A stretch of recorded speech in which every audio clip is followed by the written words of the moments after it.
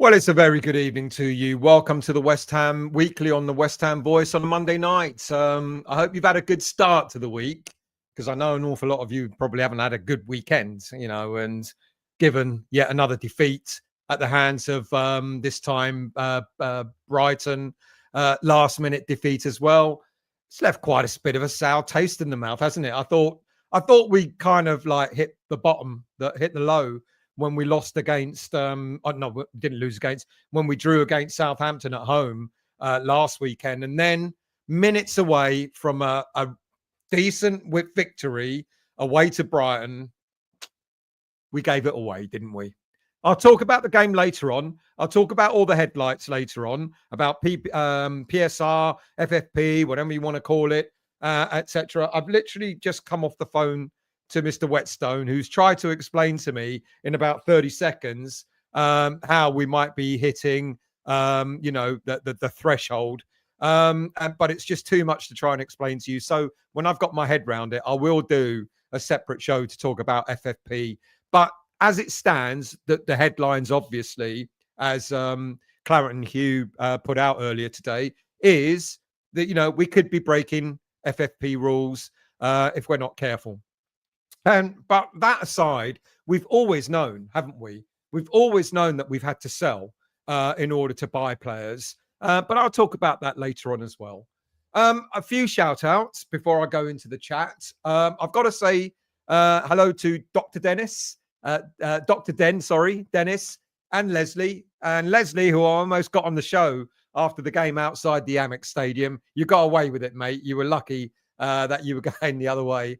Hello to Grant and his lad, who I bumped into at Victoria Station. And then Simon, Gary, and to be honest, I forgot the third person's name, who I was chatting to on the platform at Lewis. And then they got on.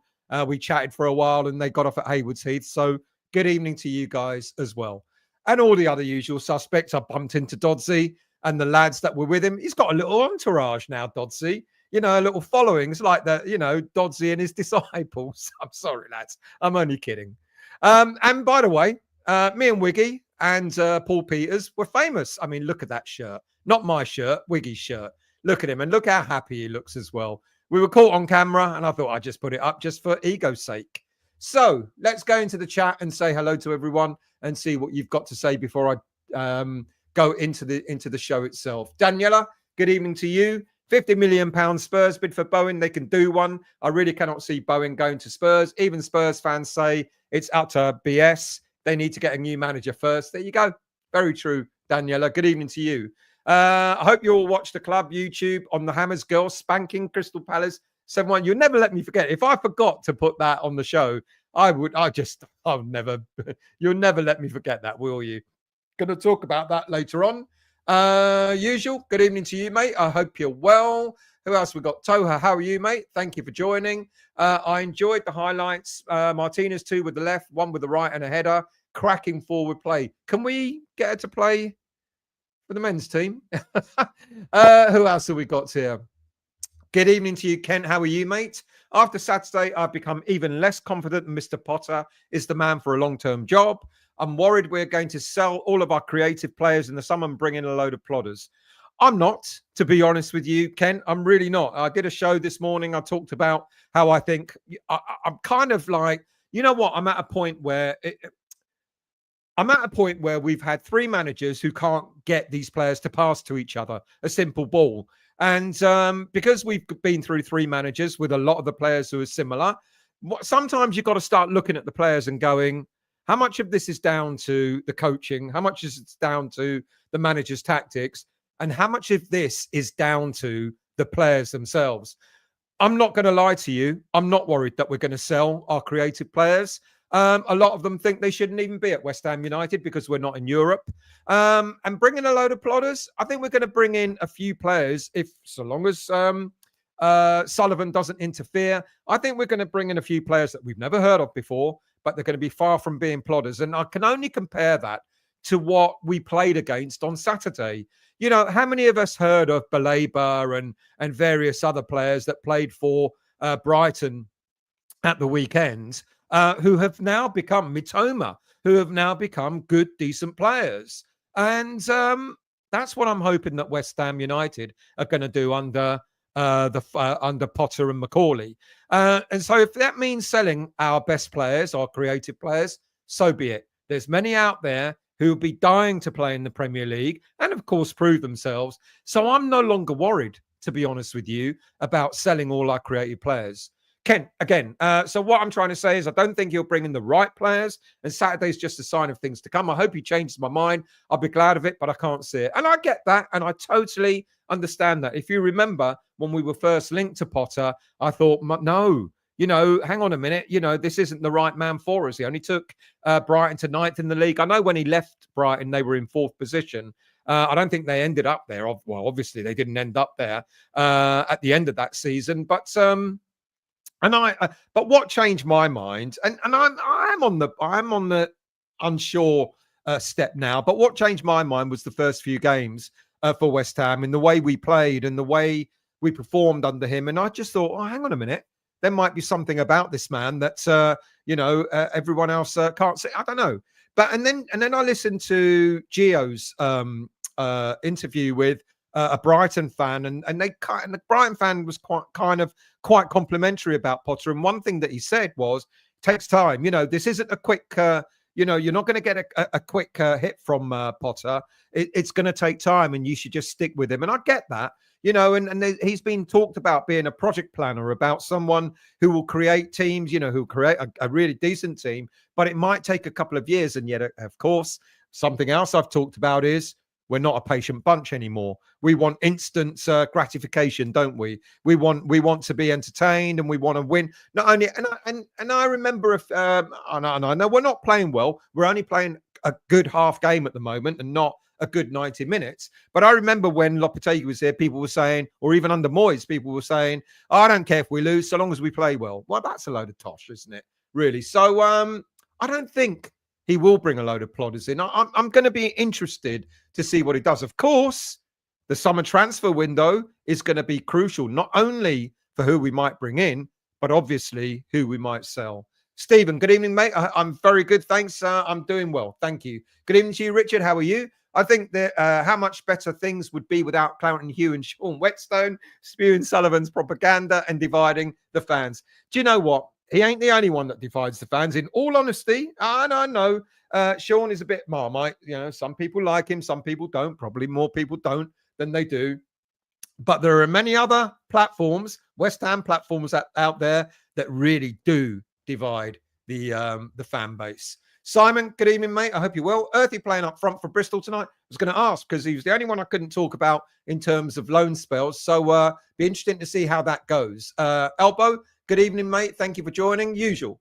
Everything West Ham seem to do of late comes across as so amateurish. Really end of the pier stuff. It's quite shocking if you really think about it.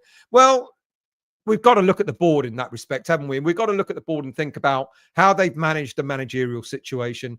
Whether Steidon was right or wrong, we'll never know now. But certainly Lopetegui was the wrong choice. Is Potter the wrong choice? I don't think, look, I'm going to be really honest with you. Potter's not going to get sacked. I think Potter will be given a transfer window. I think Potter will be given, maybe the whole of next season, maybe. I'm not expecting us to make Europe next season. I'm not expecting us to be fighting a relegation battle either. But I just think it might be one of those seasons where we plod along, an odd good win here and there, the odd bad defeat here and there, and we'll probably end up mid-table somewhere, 10th, 11th, 12th. I'm not really even expecting us to finish top half. Now, I know people are going to, well, what's the point? Well, I think what we'll see next season is a little bit of stabilizing of because it's been a chaotic couple of years, hasn't it? Moyes and then Lopetegui and now Potter. So it's the management, it's the way that the club's been run, hasn't it? That's gotten to everybody. Sean, good evening to you. It's 8:56. It was 8:56 when you wrote that. Good evening to you, Ray. How are you, mate? Thank you for joining. Good evening to you, Matt. I hope you're well. Delton, how are you? I was at the game on Saturday, but got ticket for Brighton section, but still shouted when we scored. I was so pleased with the support from the West Ham fans. Ironically, Delton, we were a funny bunch at the weekend, mainly because of the songs that were being sung about, Fulcrum, etc. And it kind of set the tone a little bit. There were a lot of away fans. I mean, usually we're a tolerant bunch. We go, we support the team, etc. There was a lot of there's a lot of anger in the away section on Saturday. A lot of pockets of fans that were really having a right go at Potter and at the players, etc. It was unusual. I'm not saying it wasn't warranted, but it was just unusual. Graham, good evening, mate. I hope you're well. The circus, it's never ending. Well, best show on earth, isn't it? Or best show, or whatever they call it. Make West Ham great again. Potter failed at Chelsea, but the Potter apologists say it wasn't his fault. He is falling with us. He's failing with us, but they will say it's not his fault. What is he accountable for? He's accountable, absolutely. But my theory is that he's not the only one that's accountable. You look at what he did at Brighton. Brighton fans, ironically, they speak well of him. They speak well of him. And I think what upset Brighton fans was when it looked like he really got them going, he left for Chelsea. And I think that riled them more than Potter himself, being at the club. And Chelsea, it was a nightmare. A new owner who was like quite bullish and doing an awful lot of stuff that he wanted to do. It was chaotic there. Here, I'm not going to make apologies for him. I think he knows that there are certain substitutions he makes that don't work out, certain team selections he makes that people aren't happy with, etc. But I just want to see what happens this summer. And look, we're safe now. The last 4 games for me, they're free hits. Let's just go out there and smash, or try and smash, every team in front of us. Daniela, the Spurs fans are not that confident about next Sunday. A lot don't think they're winning another league game. Christ, they sound like us lot. Darren, good evening, good evening to you. I have looked into my crystal ball, and we're going to take our frustration and anger out on Spurs with a 3-1 win.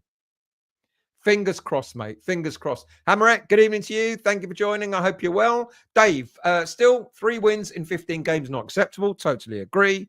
Managers set the team up, make substitutions and deploy tactics. From what I see, Potter's mental health and well-being is suffering badly. He lost it in the post-match press conference without a shadow of a doubt.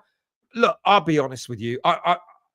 It took me, I can't remember when we did the post-match. Oh, no, we got to the pub. So that was about an hour or so later. And that give or take about an hour or so later. And I was still quite numb. From the result. The lads were waiting for me. I was just sitting there, just staring at the pitch on Saturday and just thinking, how on earth did that happen? And I wasn't angry. I was just like quite bemused. And you could see like fans around going, what just happened? So I get why Potter was angry. He was absolutely, beside himself, and he wanted to throw his toys out of the pram. I'm absolutely surprised. He didn't actually, he got to a point where he almost did swear, didn't he?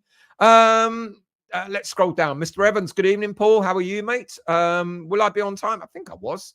About a couple of minutes late. Aaron, being a West Ham fan at the moment is bloody depressing. Not one positive thing about us lately. Genuinely losing my love for West Ham and football in whole, for that matter. You never lose your love for West Ham. You lose your love for the way we play. But we go again, don't we? That's the thing with us. Bowlane Lounge, good evening to you. Hammer 84, good evening to you. Good evening to you, Fing. Can't afford to back him or sack him. For those under 30, this is the West Ham way. Our club is back. Well said, because it is the West Ham way. And, let's not sugarcoat it. We've been a sort of team sometimes who have done well, sometimes have not done so well. Sometimes we've done really, really badly and got relegated. Another time we get that odd, every now and again we get a little boost, don't we? We've won a cup or we've done something that really makes us all happy. And then we go back to being West Ham again. I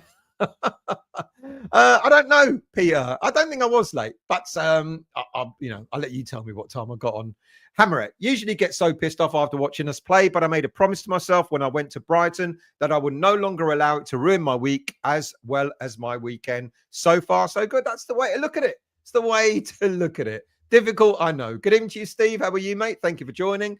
Quebec, good evening to you. The last 2 games were very depressing. It has shown how the gaffer is. It has shown how the gaffer is a tactician. I don't think he can do better. I'm not going to make excuses. because there is one movie made. I thought, well, maybe that gave the game away, and I'll talk about that later. But I still maintain we've got an imbalanced squad. And I still maintain that he's struggling when he needs to make the changes he wants to make with substitutions. The only obvious one that works is bringing a striker on, bringing Fulkrug on. When he has to tweak up, either our defence or our midfield, he struggles. Maybe when it came to bringing Soufal on, he had Cresswell on, and he had Cresswell on the bench. And maybe I just thought to myself, why didn't he bring Cresswell on? If he wanted someone on the left side, why not bring that? That would have made more sense. So there are things that he kind of gets a bit wrong. But at the same time, I'm thinking to myself, does he have the necessary players in order to keep making... I get what he's trying to do, but the players themselves are not necessarily up to it, up for it. I don't know. Mark, good evening, mate. Good evening to you. Bonnie, how are you, mate? Thank you for joining. Good evening to you, Harry. How are you? Hope you're well. Thank you for joining. Good evening to you, Frog. Stay calm. He's got a psychology degree. Well, I think he needed a psychology a chat on Saturday, didn't he? Good evening to you, Hammers Football. I hope you're well. Let's scroll down. Who else do we have in the chat? Lee, good evening, mate. I hope you're well. Thank you for joining. Mark, good evening. How are you, mate? I hope you're well. Maybe I'll see you out and about on Sunday against Spurs. Mark, one of the other thing, on one or the other, dull drab football in the Premier League is or exciting, entertaining football in the Championship. Which would you take? The only thing, this is what was going to happen with the Premier League, wasn't it? It was going to get to a point where it's going to implode. It's going to get into a point where people just switch off and go and start watching grassroots football or lower league football. It's a tough one, to be honest with you, Mark, because if we ever got relegated again, I don't think we'll come straight back up for a good few years. Good evening to you, Troj. How are you, mate? Thank you for joining. Who else? Obsidian, how are you? Sully's lying. His lips move. Dead giveaway. P-Man about Dodsey. Yeah. Good lad, Dodsey. Good lad. Andrew, I can see Bowen's head being turned by Liverpool if they come in for him, unfortunately, and I wouldn't blame him either. I can't, but we'll talk about those later. James, good evening, mate. Thank you for joining. John, what money? That's the problem. Apparently, one of the things Sean told me tonight was, don't forget we had to borrow 69 million or 65 million, then you had to pay 69 million back in for the debt and interest. Look, it swings and roundabouts, isn't it? You've sold Declan Rice and you bought this a player and you bought that player. Then you sold this one and you bought that one. Look, we're going to sell players regardless of FFP, PSR, whatever you want to call it. We're going to sell players this summer. There's no doubt about it. It's just who we sell and then what we get in is going to be the interesting thing. Ian, good evening, mate. Bowen to Liverpool? No. I know they'll be interested. Why wouldn't they be interested? He's a very good footballer. Why wouldn't they? Who else have we got down here? Mark. Creative players. If we had creative players still, we would be fifth. We do. The thing is, we do have, and I said this on, I think this morning or the review. We've got a very good squad of footballers. We don't have a very good squad, if you know what I mean. We're they're just not cohesive, and it's not just under Potter that this has been the case. This was under Moyes. Ironically, probably Moyes got the best out of them above all else or anyone else.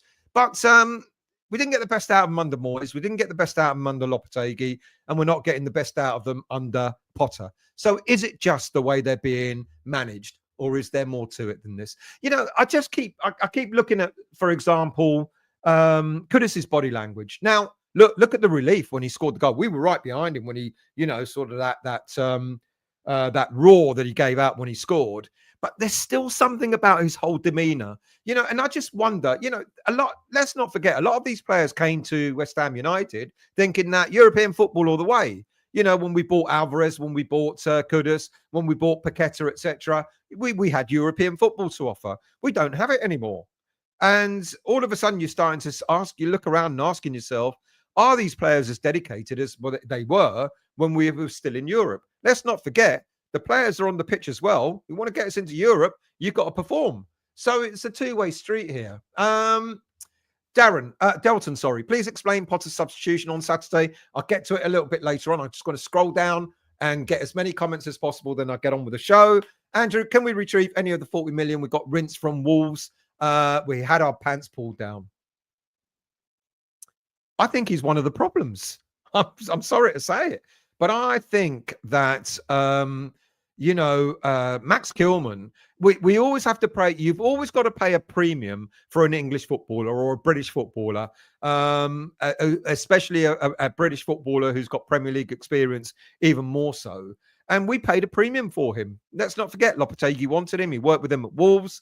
And I've said this a few times that Max Kilman, I remember kind of almost making excuses for him. You know, when it was just playing 4 at the back, I was saying, well, he's no good at 4 at the back. You know, he needs 3 at the back.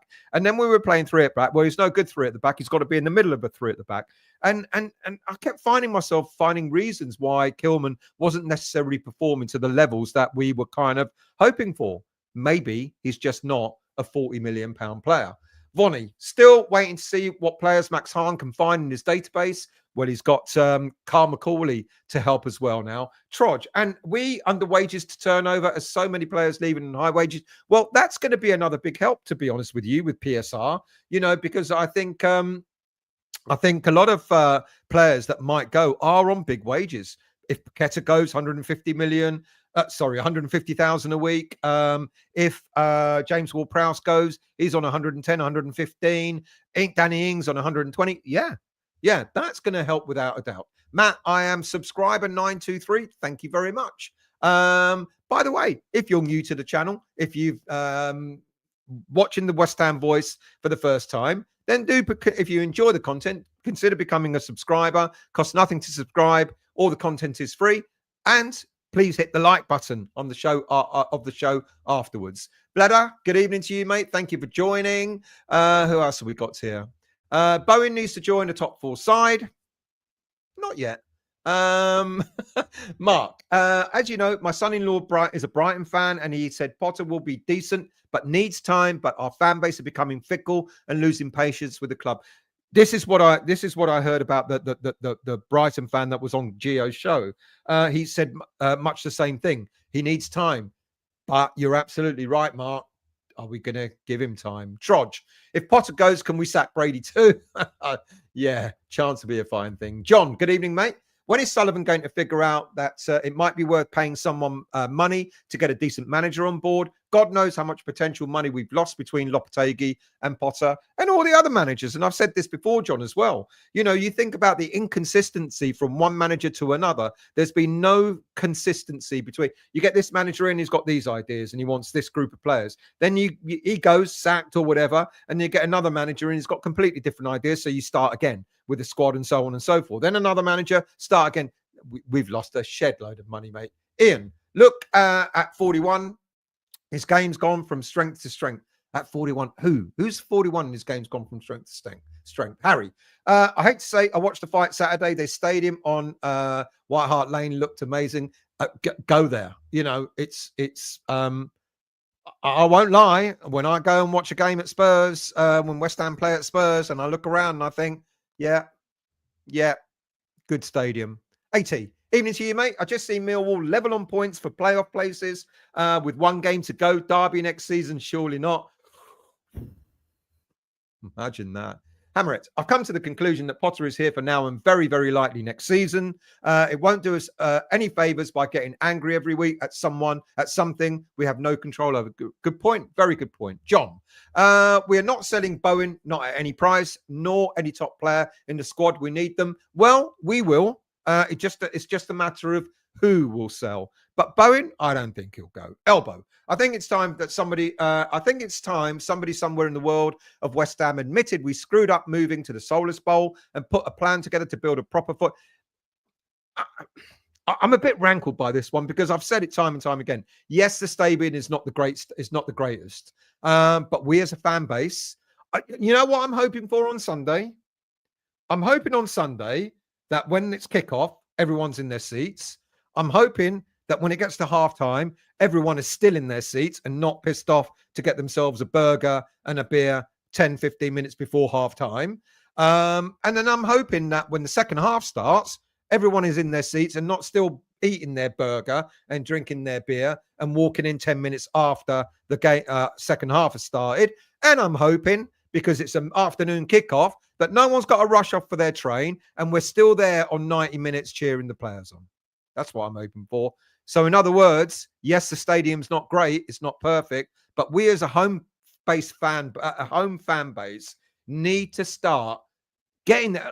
If you want to have a day out and drink beer and eat burgers, don't come to a game of football. I know I don't want to piss anybody off, but I just feel quite, it gets me. I'm standing there in the Bobby Moore Lower, and before halftime, empty seats. After halftime, empty seats.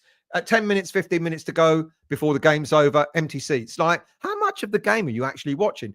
Okay, I understand. Some of the football has been pretty turgid, but there have been times at the London Bowl where the game has been close, and people are walking out, while it's still 1-1 or 2-2 or whatever, So, yeah, do we need a new stadium? We need fans to build the atmosphere. Yes, we need to see something on the pitch to get us excited. Hopefully on Sunday, that'll happen. Matt, I don't know season ticket deadline, but someone else may be able to answer you. Who else have we got here? How many clubs change manager between his Chelsea and West Ham jobs and nobody went anywhere near him? Very true. But I'm going to give you another scenario. And I've said this to you guys, I think last week or the week before, can't remember. As much as we're saying Potter, he's not being great, etc. And then fans will go, look at Wolves, look at what they've done with a new manager. Well, I would argue, look at Man United with their new manager. Look at Leicester, they had a new manager. And look at Southampton, they had a new manager. Sometimes it works, sometimes it doesn't. It hasn't worked for us with a new manager, but I want to see what happens in the summer. I want to see who he moves on, who he has to move on, who he wants to move on. Kilman is one that my understanding from what I'm hearing is he doesn't fancy him. He doesn't really rate Kilman that much, which is why we keep hearing that he wants to work with a Gerd come next season. He wants a Gerd back and he wants to see. Now, it all depends on whether a Gerd is actually willing to come back. That's another issue. But it's going to be, I just want to see. Now, let's not forget, one summer transfer window is not going to fix all our problems. But if he shows something that's going to make us fans think, hang on a minute, fair play. I see you've sold him, but you've got such and such a player in. Oh, and you've got a younger player in midfield. You've got that box-to-box midfielder that we need, that we've been needing for ever since Declan Rice left, etc. That's what I want to see. If I see signs of that sort of thing, then I might go, yeah, okay, he's worth a shot. If I see the summer transfer window a complete shambles, and that might be down to Sullivan as well. Maybe Sullivan just won't allow him, the decency for him and Macaulay to do the job properly. But if I see signs in the summer transfer window that it looks like the sort of players that we're trying to get in is going in the right direction, then I'll be calm and I'll see how it goes. And then Simon goes, Potter is a buffoon. Good evening to you, Russ. How are you? Need to rebuild, as you say, takes a couple of years. Just be patient. There you go. John, of course, Daniela, we're not the only club having a bad season. We'll give Spurs grief on Sunday. I hope they don't give us grief on Sunday. Sharky, hello, mate. I hope you're well. I was disappointed the way we lost. It was disappointing the way we lost. We played well in the second half, but weren't good enough in the end. And this is the problem, isn't it? We play well for 40 minutes or 35 minutes or 45 minutes. A game is 90 minutes, 95 minutes, 96 minutes. That's what we've got to do. We've got to play well for every minute of the game. Clive, good evening, mate. Thank you for joining. Sean, Pink Floyd, Numb or Linkin Park, Numb? Pink Floyd every day. Linkin Park, Pink Floyd. Love Otto, good evening to you. I hope you're well. We're in a relationship that is toxic at the very best. Sullivan, etc. are the root of all these issues. My disconnect to this club is getting to a point where I just don't need this strength. I hear it. We've had these owners. They've lied to us. They've led us up the garden path, and they haven't delivered. Well, they'll argue they did. They delivered a European trophy, but, there you go. Yeah, I did ask this some time back. Could we have just stayed at the Boleyn and still got what we've got now, a European win, stressful seasons and so on? Probably yes, to be honest. Elbow, Sunday we can go above the Spuds. Don't forget it's our chance for rubbing that. Oh, Jesus, I'm already dreading Sunday now. I can just, anyway, Matt, unfortunately, still said this multiple times. Next season is my last season. I will hardly go to games. I've lost so much love for football in general. I would rather travel the world with my son. I get that, mate. I totally understand that. Totally. Paul, another poor manager, can't pick the right team, baffling subs out of his depth. Frog, couldn't give a monkeys here until I see signs of life. Off to Harrogate AFC on Saturday. Not interested in how we do against Spurs. I bet you'll have that phone on by your side, mate. You know, send us your number. I'll ping you every time we score. Hammerette, I like the blatant way Potter held that post-match presser with about as much enthusiasm as it deserved. Fair play to the bloke for not peddling the positive narrative when it did not warrant it. Can you imagine that the absolute crap he would have got if he'd have gone, yeah, I know, but let's focus on the positive, because he knew, and he was absolutely right. And I think it was a bit of a dig to the journalist by saying, you're not interested in the positives, so why on earth shall I tell you what the positives were? And he was absolutely right. You know, and in a way, I think he did himself a favour by not focusing on the positives. Mr. Brillington calling here. Sorry, no problem, mate. I hope you're well. Grandson on a cricket match. I hope they won. Thank you for joining, mate. Vonnie, our next match will be the Battle of the Doctors. Dr. West Ham versus Dr. Tottenham. I hope we can lose that status, but we'll probably end up with a 0-0 ball. I will, at this moment in time, might almost take a 0-0 ball. Glenn, good evening to you. Felt for the Ange, but you ignore the jock Nostradamus at your peril when he told us you can't win anything with. Not going to say that word out loud because I've got Sai on here and I want him getting upset. Neil, every evening, everyone. If I could see even the smallest shoots of something, I could keep some hope. I just can't see anything but a downward spiral. Like I've just said, you know, I want to see what happens in the transfer window. That will give us an inkling as to where or what Potter's thinking is in terms of taking this club forward.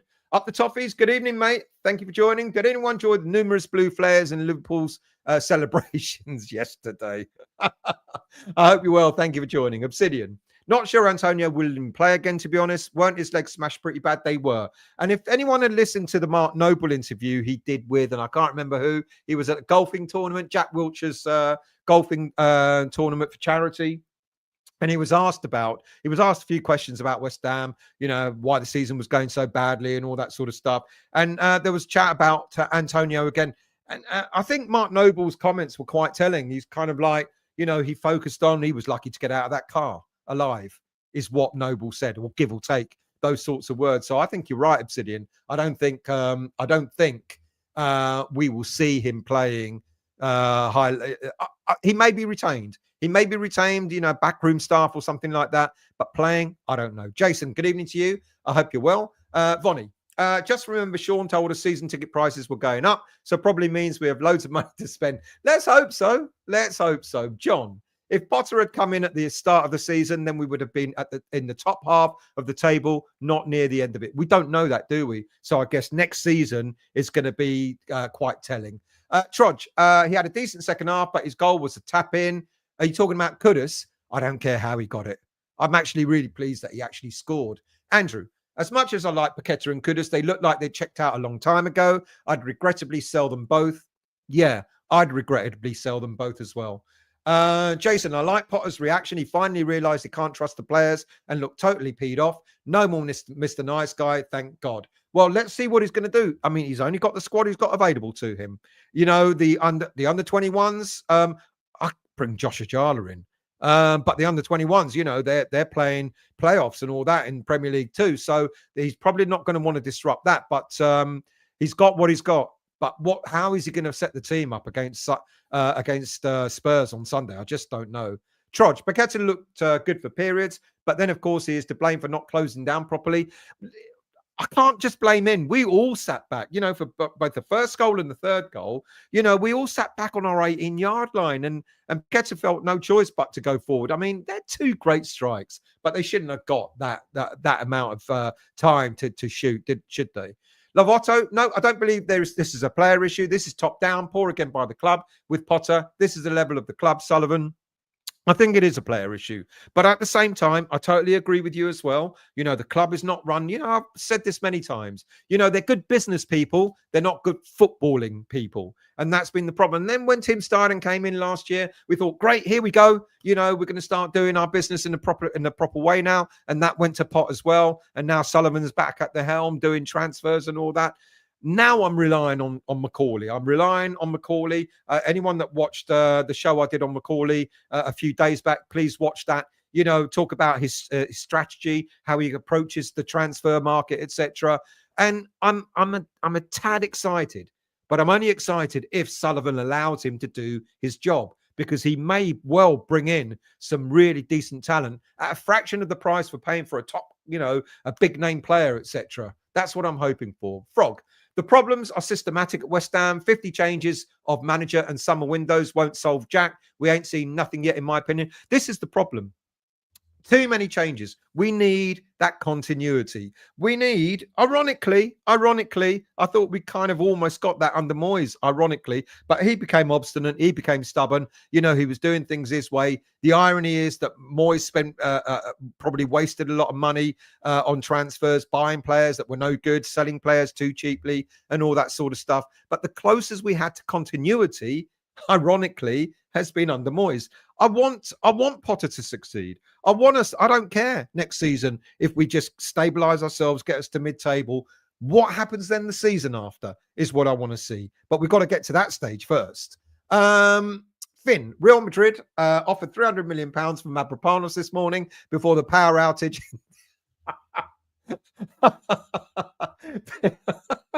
Victor, good evening to you, Miss Smith. Victor, did you listen to Mark? Yeah, just mentioned that. Mark Talksport, when he said fans need to be patient, he said having 3 managers in a year can bring instability and problems. And I 100% agree with that. I totally agree with that viewpoint. Obsidian, I don't get the extent of the negativity. We've been 5 minutes away from beating Bournemouth, Everton and Brighton, drawing with Liverpool. We ain't been spanked. We're 95% there. That's a very, very, very, very good point. It's been unfortunate that we haven't seen a game out against those teams. But there you go. Imagine if we had beat Everton and Liverpool, and we maintained. Yeah, we kind of dropped what? Everton a win, Brighton a win, Liverpool a win. That's 9 points. Bournemouth, that 12 points we dropped there in the final minutes. If you can get that right, you got a really good point. You've got a really good point. But it looks awful, doesn't it? Good evening to you, John. How are you, mate? I hope you're well. Good evening to you, Eamon. £120 million TV revenue, £130 million through player sales. But yeah, we're definitely going to fall foul of FFP. Well, we've got the bills. We've got the player wages, which are hefty, and we're still paying for players that we bought from a few years back, etc. And we paid off our debt, the £60 million debt that we paid 5 million. I'm not making excuses, but yes, we can all see the revenue coming in, but there's obviously there are costs going out at the same time. Mapster, good evening to you. I think they sold us a dud. We wanted Max Kilman and we got Max Kilman. I'm beginning to think the same, to be honest with you. Up the toffees. Wan-Bissaka, Bowen are the players to build your team around. Don't disagree with that. And there's a certain player that you guys want that I would rather not sell. Souček. Yeah, go on, shoot me down. And I know he's turning 30 or he's turned 30. But in all honesty, the way the player played on Saturday, he gave his all as well. Neil, it's simple to find players. Still getting them to sign for us. Getting them to sign for us is something totally different. Yeah. Good point. I mean, what's the attraction? Premier League, London, but bottom half of the table. Yeah. Hammer it. Can Potter manage big name stars? Maybe not. Or is he more suited to getting in young, hungry players to mold into what he wants before they're sold for a profit? I don't have a problem with that.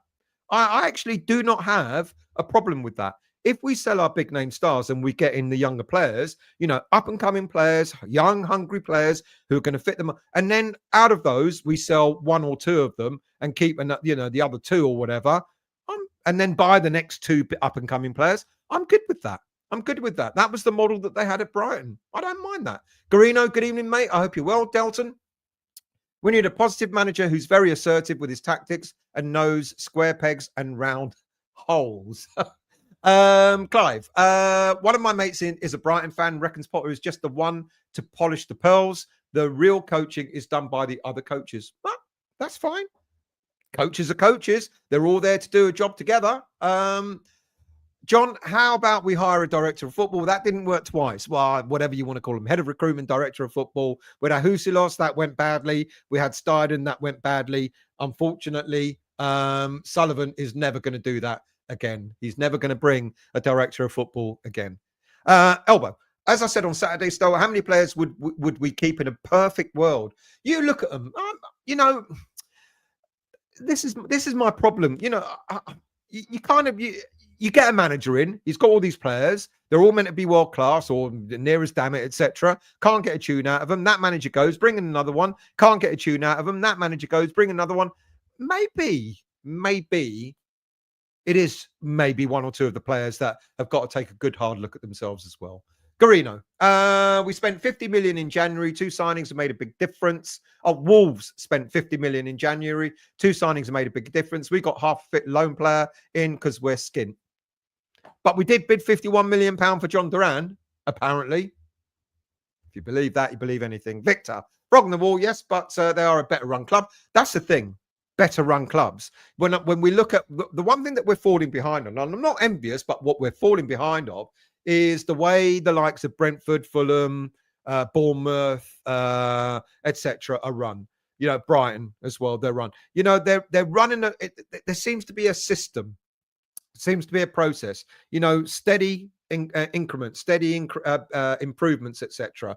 We don't seem, like I've just said, and someone else mentioned it as well. You know, one manager comes in, he's got one style, you know, you do that. Another manager comes in, got a completely different style, you go and do that. No consistency. Whereas other clubs seem to have a consistency, a consistent flow. I don't know. You tell me if I'm wrong there. Trudge, we never spend in January. We had cash. This time to spend in January was when we were 5th in the league under Moyes, when we were an attractive proposition for elite players. Good point. Sick note, good evening to you. I hope you're well. Can we just play the youth team until the end of the season? Well, no. Yeah.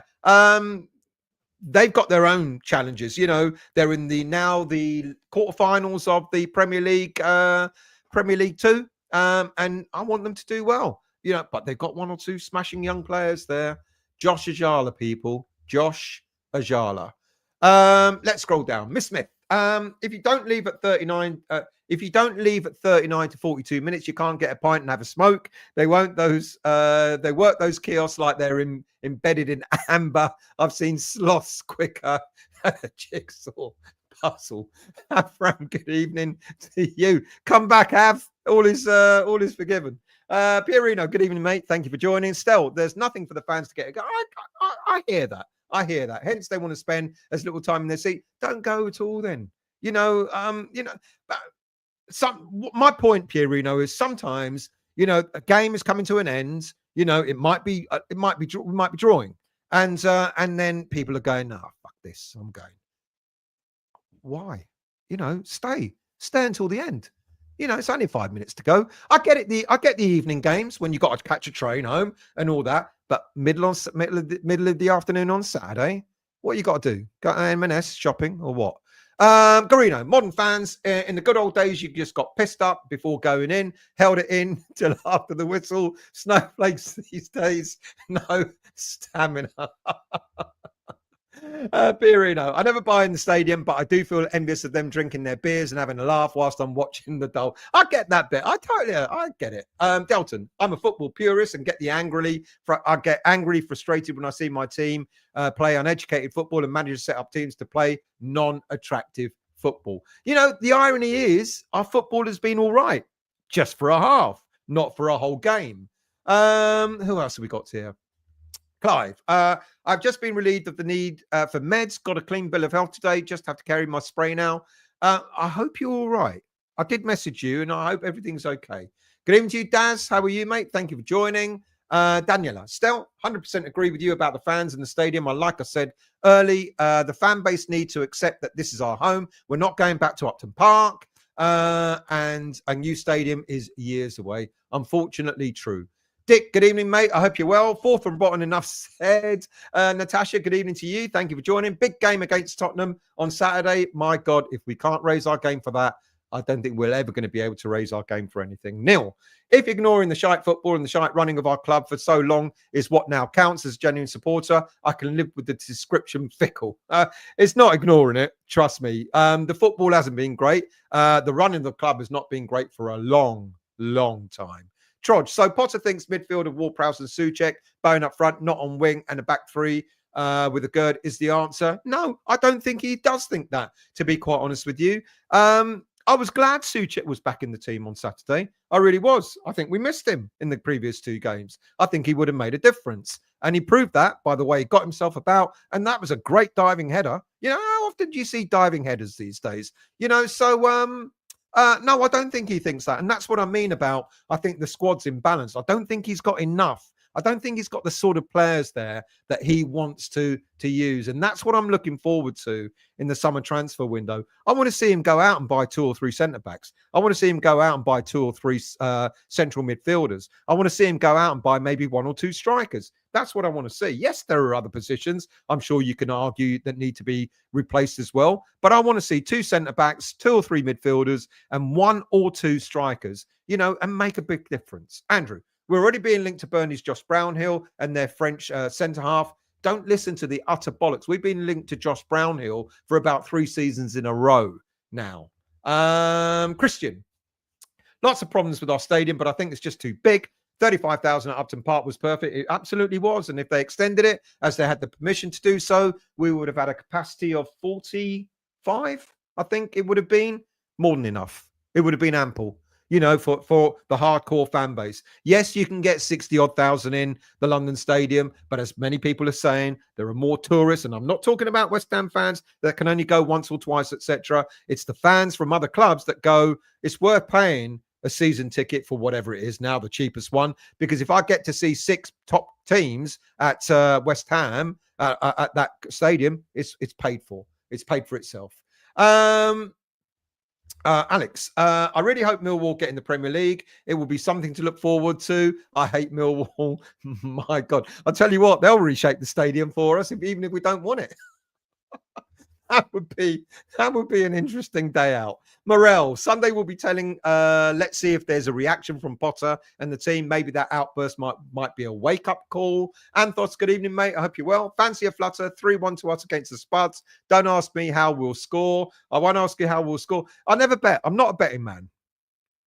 Now you're making me think I should put a little bet on that. Natasha. Or Tash, sorry. We need to beat Tottenham on that. We absolutely do. Leon, good evening, mate. I hope you're well. Thank you for joining. Garino, in my opinion, Potter has been unlucky with injuries since he came in. Antonio, Bowen, Fulkrug, Somerville, plus an aging squad that has been left there by Moyes and destroyed by Lopetegui. Rebuild will take. That's fair. That's fair comment. You know, it absolutely is. And you know, I think one of the players he's missed most of out of all that list is Somerville. You know, I think he had plans. You saw it in that cup game against Aston Villa. He had plans for Somerville. I think it's really because Somerville would be playing regularly on the left side of attack without a shadow of a doubt. You know, and then I don't know how we will sort out Bowen and Kudus. And maybe Bowen would have been the man up front and Kudus out on the right. But it's really screwed him losing Somerville. Charles, if you all think West Ham play boring football, we need to watch some of the MLS over here in the States. Come on, you Irons. Daz, I don't know what to say anymore. Bring on next season. We're all waiting for it, aren't we? We can't wait for next season to happen. You know what, people? I'm going to just do a quick roundup, and then I'll come back to your comments, okay? Let's get back there. Let's do that there. Right. I'm going to talk about the women's team. I don't care. We need a bit of cheering up, so why not? Shakira Martinez, as Daniela told us earlier on, Shakira Martinez scored 4 goals in West Ham United's women's team's 7-1 rout of Crystal Palace in the Barclays Women's Super League on Sunday. Martinez bagged 3 goals by half-time. The first was planted header before she scored twice in 3 minutes to take her tally to 8 goals in 11 matches. Can she play for the men's team? In the second half, Martinez continued where she left off and finished calmly to notch her and West Ham's fourth of the afternoon before Vivian Asai lifted a stunning 25-yard lob to make it 5. Palace pulled one back through a penalty, but it was merely consolation as substitute Emma Harries netted a late brace to ensure the women's teams emphatically extended their unbeaten run to 5 matches and secured their biggest ever victory for the women's team. Unfortunately for Palace, that meant they got relegated from the Women's League. Academy news. Now, the under-18s played at the weekend in the Premier League, under-18s league. West Ham were narrowly beaten 1-0 by Aston Villa. Under-18s head coach Loris Coggins fielded a very young team with 4 schoolboys in the under-18 starting lineup. That's because many of the under-18s who played in the Premier League final earlier in the week were playing for the under-21s in the round of 16 playoff. It took 70 minutes to break the resolve of West Ham, but the young lads were still in the game but couldn't find an equaliser. But as you all know, oops, that was the wrong one. That was the one I wanted for Aston Villa. But as you all know, the under-18s earlier last week were crowned under-18s Premier League Cup champions following a 2-1 victory over Reading at their ground last Tuesday evening. West Ham got off to a dream start in the first half, courtesy of Josh Ajala. Remember that name, Josh Ajala. Now, I did this about, what's his name? It's about Mubama. I remember waxing lyrical about Mubama. Oh, where's he now? Oh, yeah, Man City. But you remember the name, Josh Ajala, who tapped in, flicked on corner from close range, but Reading were level 16 minutes later to ensure the sides went in at half-time level. It was a more muted affair in the second half, and just as it looked like West Ham were heading for another extra time period in the Premier League Cup, Ajala did the trick again, this time meeting Elisha Sawumni's cross to send the ball into the net to secure the club's first ever under-18s Premier League Cup title. Well done, young lads. Absolutely fantastic effort. The under-21s have been in action at the weekend too. The under-21s are in the Premier League 2 round of 16 playoffs on Saturday. And yes, you guessed it, Josh Ajala, coming off from his brace for the under-18s, got the first goal for the under-21s at the weekend. That was his 21st goal for the academy this season. With 17 seconds played, Lewis Orford intercepted a pass from the Sunderland goalkeeper, played over the top to Kamari Swire, who from the wing played in Josh Ajala, who made no mistake from a few yards out to give the under-21s an early lead. On the 28th minute, Sunderland were level as they West Ham couldn't clear their lines from a corner. And that's how the score stayed until half-time. 63 minutes into the second half, Lewis Orford got on the score sheet. Ajala picked up the ball, held it well for support. He played Orford on the edge of the box, who drilled in his first-time effort in the bottom corner. And on the 83rd minute, Sunderland picked up a red card when Ajala got fouled when he was through on goal. He had his shirt pulled, which left the final 7 minutes of the game when Sunderland had to play a player down. And in 90 minutes, we took advantage. And a 1-2 between Ryan Battram and Kamari Swire resulted in Battram scoring the third for West Ham. Next up is this weekend away in the quarterfinals to Man United. So come on, lads, let's do it for West Ham. Right, a bit of loan news. As the Football League season nears its conclusion, 3 of West Ham's under United's young players were involved in a busy weekend throughout the English leagues. Having secured their championship survival, their championship status, the previous weekend with a victory over Watford, Freddie Potts' Portsmouth played out an uneventful 1-1 draw away at Sheffield United. Potts made his 34th start of the campaign, and he has had an excellent season all round. He could be named Portsmouth's player of the season. Who knows? Staying in the championship, as Pete, you're going to tell me how George Earthy is getting on. Someone said that he started up front tonight, so let's see how he's getting on. A victory. Now, they're playing Leeds United, who are already promoted. A victory for Leeds would see them move to the top, heading in the final round of the fixtures and top of the league, while Bristol City know that 3 points would guarantee them a playoff spot for the first time, since 2008. Anything less than a win could leave Bristol City vulnerable to being overtaken by Coventry, Millwall, Blackburn, or even Michael Carrick's Middlesbrough. So do tell me how that game is going. In the National League, South, goalkeeper Mason Terry kept his third consecutive clean sheet as Hornchurch recorded a third straight league win for the first time this season as the regular campaign came to an end. It was his fifth clean sheet in last 7 outings, earned him a spot in the Vanarama National League South Team of the Week. 4-0 victory away at Chippenham Town moved Hornchurch up to 9th, the highest position since being promoted to the 6th tier. Terry finished an excellent campaign with a clean sheet tally of 17 from 53 appearances in all competitions. So well done to him as well. Overseas, Mohamedou Kante featured as a late sub as Paris FC earned a 1-1 draw away at Rodez. The point edges Paris FC closer to automatic promotion, with Parisian side now needing just 1 win from their final 2 matches to secure a return to France's top flight for the first time since 1979. Mohamedou Kante, let's see what he can do when he arrives at West Ham next season. Now, just a few more loan issues. Despite aiming to be back just after Easter, Maxwell Cornet still hasn't returned for action for Genoa, casting serious doubts whether the Italian club would consider turning his loan spell to a permanent one. He could be in contention to try and impress Graham Potter in pre-season. Naifa Gerd also remains sidelined with an injury he picked up, and he's now missed 5 league games on the trot, despite having had a solid season in Spain, with suggestions that even Barcelona were casting an eye over the player as a possible summer transfer target. It now seems that Graham Potter may get his wish and have him back in pre-season as well. Right, a few comments I'll do, and then I'll go into do a very quick review of the game, and then we'll talk about the big headlines that are out at the moment. Paul, when you compare Devonshire with Bowen, it's Devonshire all day long. Agreed.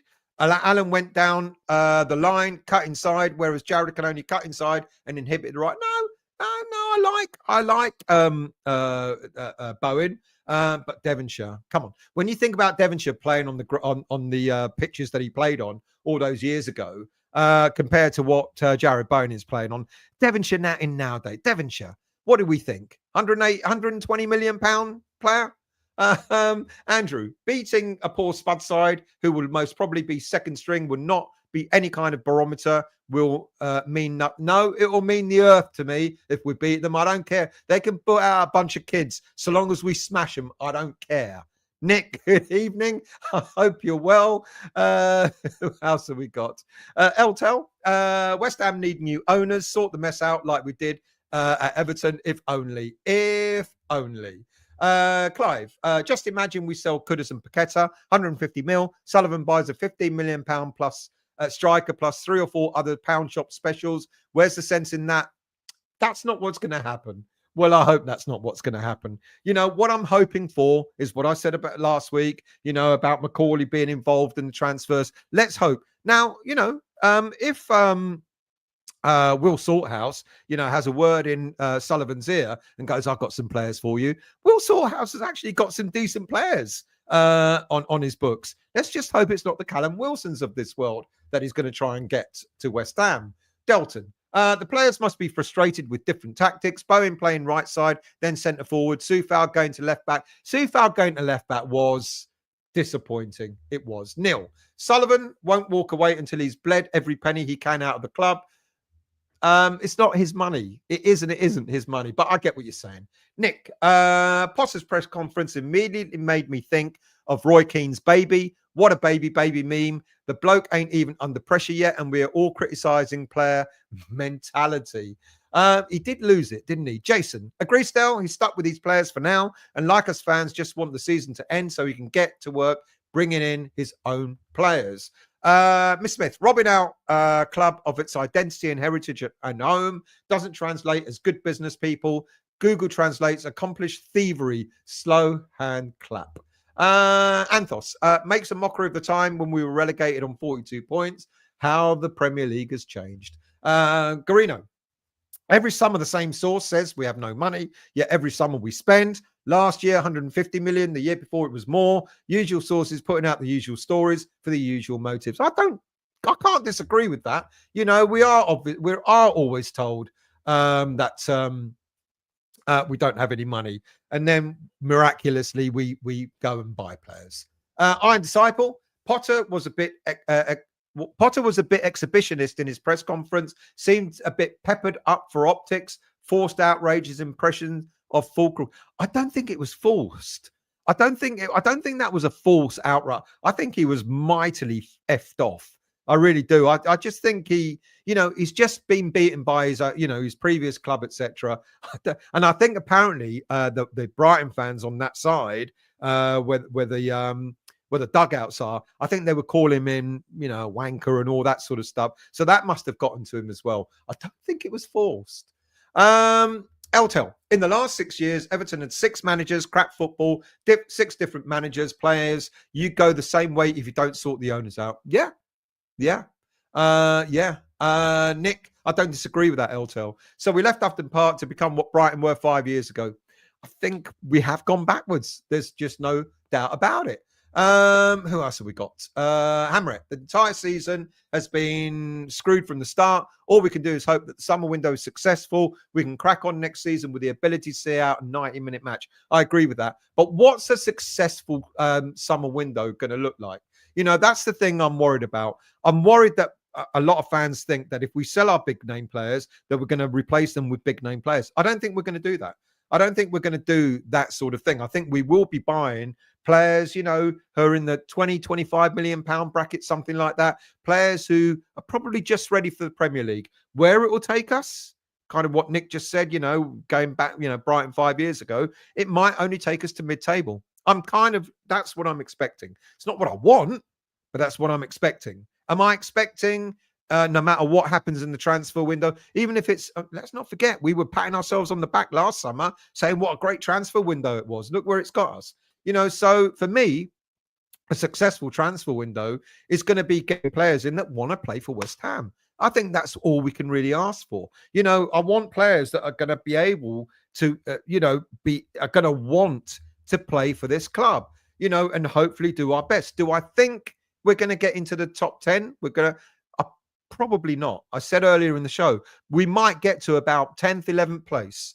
And then hopefully that will be the platform to then move up again the season after that. We've got to be patient, though. We've got to be patient. I don't know. Garino, if the summer transfer negotiations are being done by Sullivan and his mates, we can expect Callum Wilson and Benson and Hedges. Obsidian, Nick, when Potter went to Brighton, they were 17th, and when he left, they were 4th. When he came here, we were 13th. That means when he leaves, we'll be champions. It's good maths.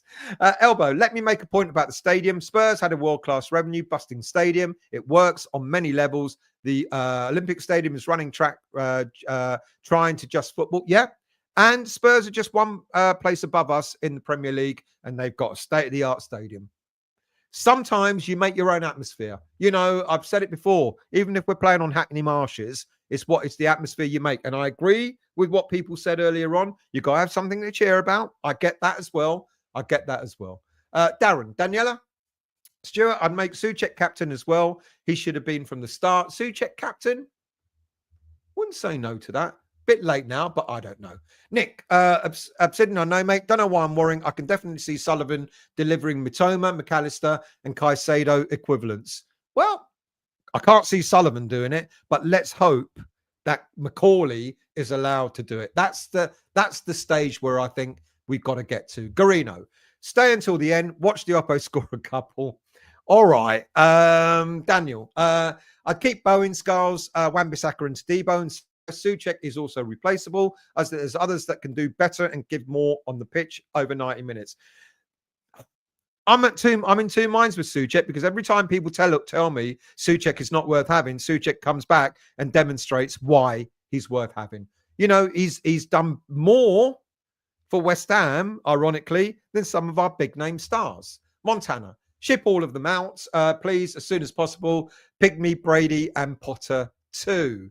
Voddy, Wolves had to pay compensation to get their manager Pereira. No way would Sullivan have done that. No, and we know he wouldn't have done. Frog, Potter and McCauley don't have access to the tools that they had for analysis at Brighton. Their boss owns it. You're absolutely correct there. You're absolutely correct. And someone mentioned earlier on Max Hahn. He's meant to be this data guru specialist. Now, he's been kept on. I actually thought that when Steidem was sacked, I thought Max Hahn would follow, but he's still at the club. So I don't know what he's got and what he's got available to him and how much of a guru he is. Let's see what happens. Avram. Sullivan will back Potter in the summer. He pleads poverty every year. He made the mistake when he advertised the 100 million sell of Rice. Expect lots of movement this summer. Summer failure equals relegation. Yeah, summer failure will equal a really, really poor season. And it could lead to possibly having a relegation dogfight. I hope we don't go there. I'm trying to get as many comments from as many different people in. So do forgive me if I skip one or two, because I can see I am already 15 minutes behind on the chat. Jeff, on the odd occasion, we have played really good as the new gaff. At the new gaff, the atmosphere has been brilliant. The atmosphere has been and can be brilliant. It absolutely can. It's not consistent, but it's been no. Yeah, we've had good times there. We've had more bad times than we've had good times, though. Jerry, good evening, mate. I hope you're well. Thank you for joining. Good to see you. Montana. HH, what did HH say? Let's see if I can find her comment. Nope, can't find it. You have a valid point. My wish is for our team to play at a higher tempo like the other team this season. I'm very pessimistic. That's why I want to see what happens in the transfer window. Can you get the sort of players in that can play at that high tempo? Melios, Limassol, I hope it's pissing down with rain over there, mate. I hope you're enjoying yourself. I hope you're well. Miss Smith, the Spurs game is a pivot. Lose and the hysteria will inflate like a... Oh, boy. Oh, boy. Can you imagine if we lose and we lose badly? Oh, I don't think I'll do a show that day or the day after or maybe the week after either. Winning will give him a begrudging pause. Draw and will grumble but wait on. I have nothing but dread for it. God. Nick, West Ham are literally top of the league for injuries not sustained this season. We've had quite a few injuries, but what we've got still outstanding. Is it just Somerville? It is only just Somerville at the moment, isn't it? What's happened to Jimmy? He's still out. Well, my understanding is he'll be back at the end of the month. Let's see if he'll be back at the end of the month. Hammer it. Mons, yeah, it's hard to see the light at the end, isn't it? However, I do think we go back to the drawing line with young players that would be proud to be here and play for. This is what I'm hoping for as well.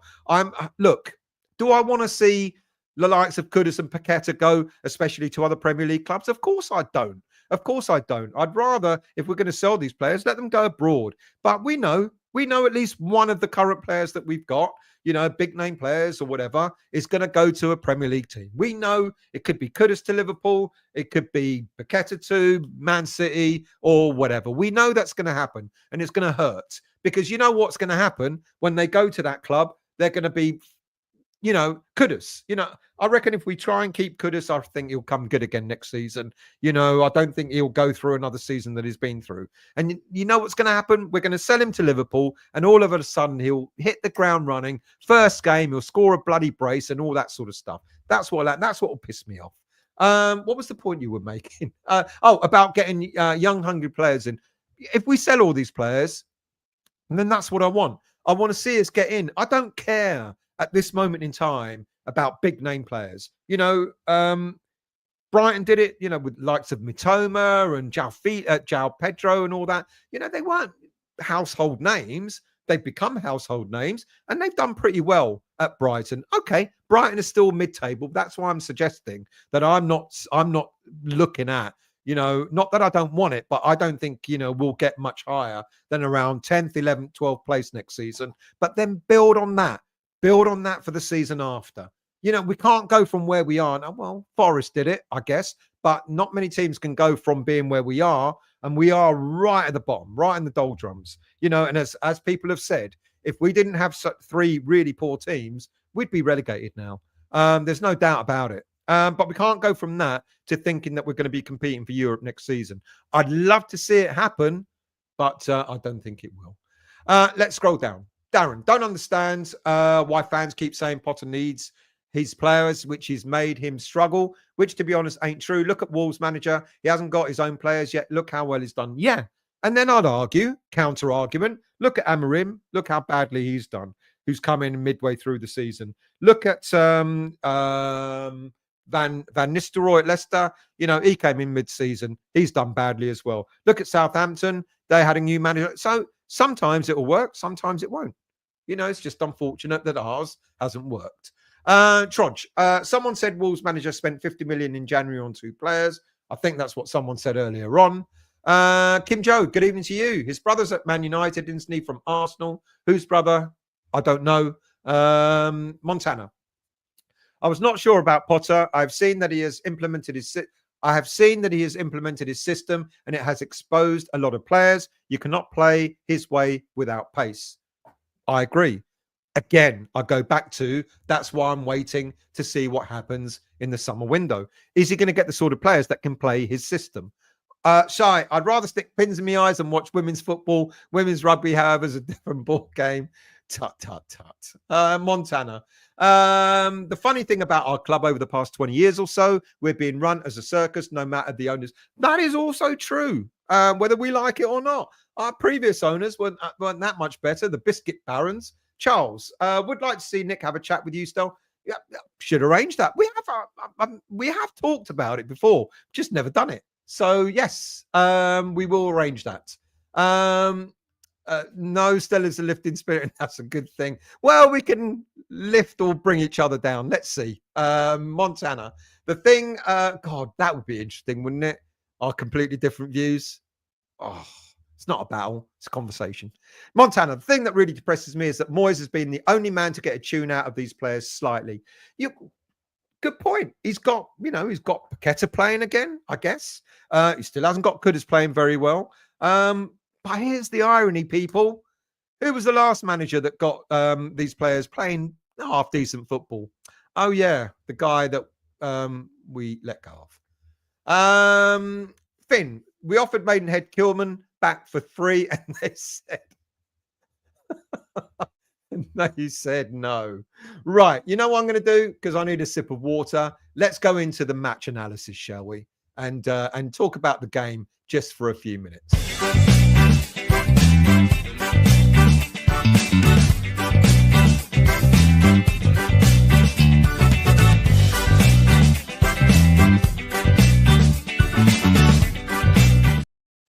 So, a match review, really briefly, because I talked about it straight after the game. I did another review of it this morning. Let's look at the lineup first of all. 3 changes to the Southampton game. Aaron Wan-Bissaka replaced Vladimir Soufal after returning from injury. Dinos Mavropanos was named in the back 5 in place of Carlos Soler. And because Potter's deciding that he will play with the back 5, I predicted that a striker would be dropped, Fulkrug would be dropped to the bench, and Thomas Souček came in to make up the numbers in midfield. I didn't necessarily have a problem with the starting lineup. And I know people are saying, well, you should have a striker, you should have a striker. And I don't disagree with that. But I think the lineup of a 5-3-2 was okay. With Boas and Kudus sort of like taking turns to lead the line. I couldn't decide which lineup Potter was going to go for. You know, I was in the preview I thought, maybe he'll go with a back 4 with a striker, or maybe he'll go with a back 5 without a striker. And he went with a back 5. First half again. It was again one of those games where we just didn't turn up for the first half. Look, there weren't that many chances created by both teams. It was a bit of a okay game, but nothing too exciting. We had a few chances. We hit the bar, but their first strike was superb. You know, and I know, I agree with you. We should have shut them down. Absolutely, their player. There's no way we should have given their players so much room to sit back so far and allow them to have a strike. But you know, it was a good strike. It was a good strike. And they went 1-0 up. Maybe they kind of deserved it by half time. But then he made the changes at half time, Potter. He brought Fulkrug on, stayed with the 5 at the back. And I get the reason why he went with 5 at the back and he tried to fill out the midfield, because they've got good wingers. They've got good wide players. So we had to nullify that in some way. And I we all thought that Baleba was going to start in central midfield. And I think Potter's thinking was, well, I need to make sure that we try to compete like for like in midfield. And I got why he went with the lineup that he did. Now, when he realized that Baleba was playing in the back line, that's when he changed it. He took Ward-Prowse off. He knew he didn't need him in that middle of the park, and he put Fulcrook on. Now, I know a lot of people are saying, oh, Fulcrook was punished, for speaking out. I just don't think that was the case, to be honest with you. I think he had a game plan, and the game plan was, he wasn't going to play with an out-and-out striker for the first half. He was going to try and nullify them, hit them on the break, etc. That was his game plan. And it's easy to say, yeah, no, Fulcrook was punished. If Fulcrook was punished, to be quite honest with you, I don't even think he would have been in the starting on the bench. I think if he really wanted to punish him, I think Fulcrook would just not even have been on the bench at all.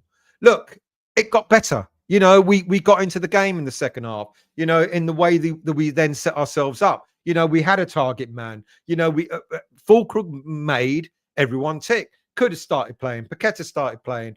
Bowen started playing. You could see Souček was getting more space. You could see how much of a change it made, and it was the right thing to do. Yes, you could argue he should have started with that, but at least he made that change, and we got in it. And I think we played really well in the second half. But herein lies the problem. We can't just play for half a game expecting to win games. We've got to be in it from the minute that whistle blows until the game ends. But Kudus got his goal. Both goals created by Bowen. Superb for Bowen to take it to the byline, to the touchline, and then get it back in for Kudus to score. And I was pleased for Kudus, to be quite honest with you, because I think he needed that goal. He needed that goal, and maybe that'll spark him into action for the rest of the games. Let's hope he smashes 2 goals against Spurs at the weekend. Hopefully it gives him that appetite to sort of start enjoying his football again. I don't know.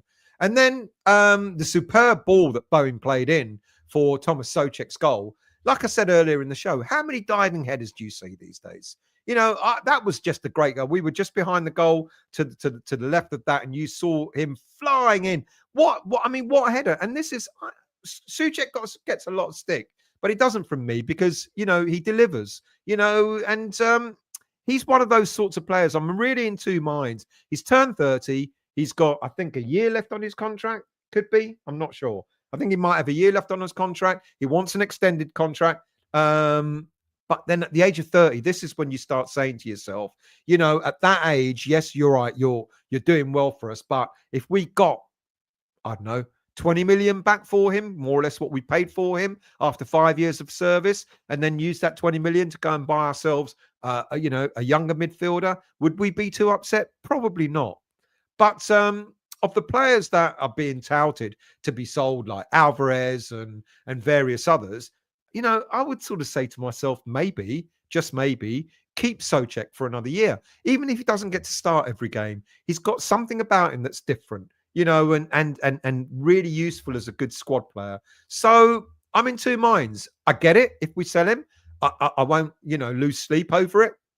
If we sell Souček, but if we keep him, again, I won't mind that either. Look, 85 minutes gone, that goal went in when we went 2-1 up. That should have been it. We should have shut up shop.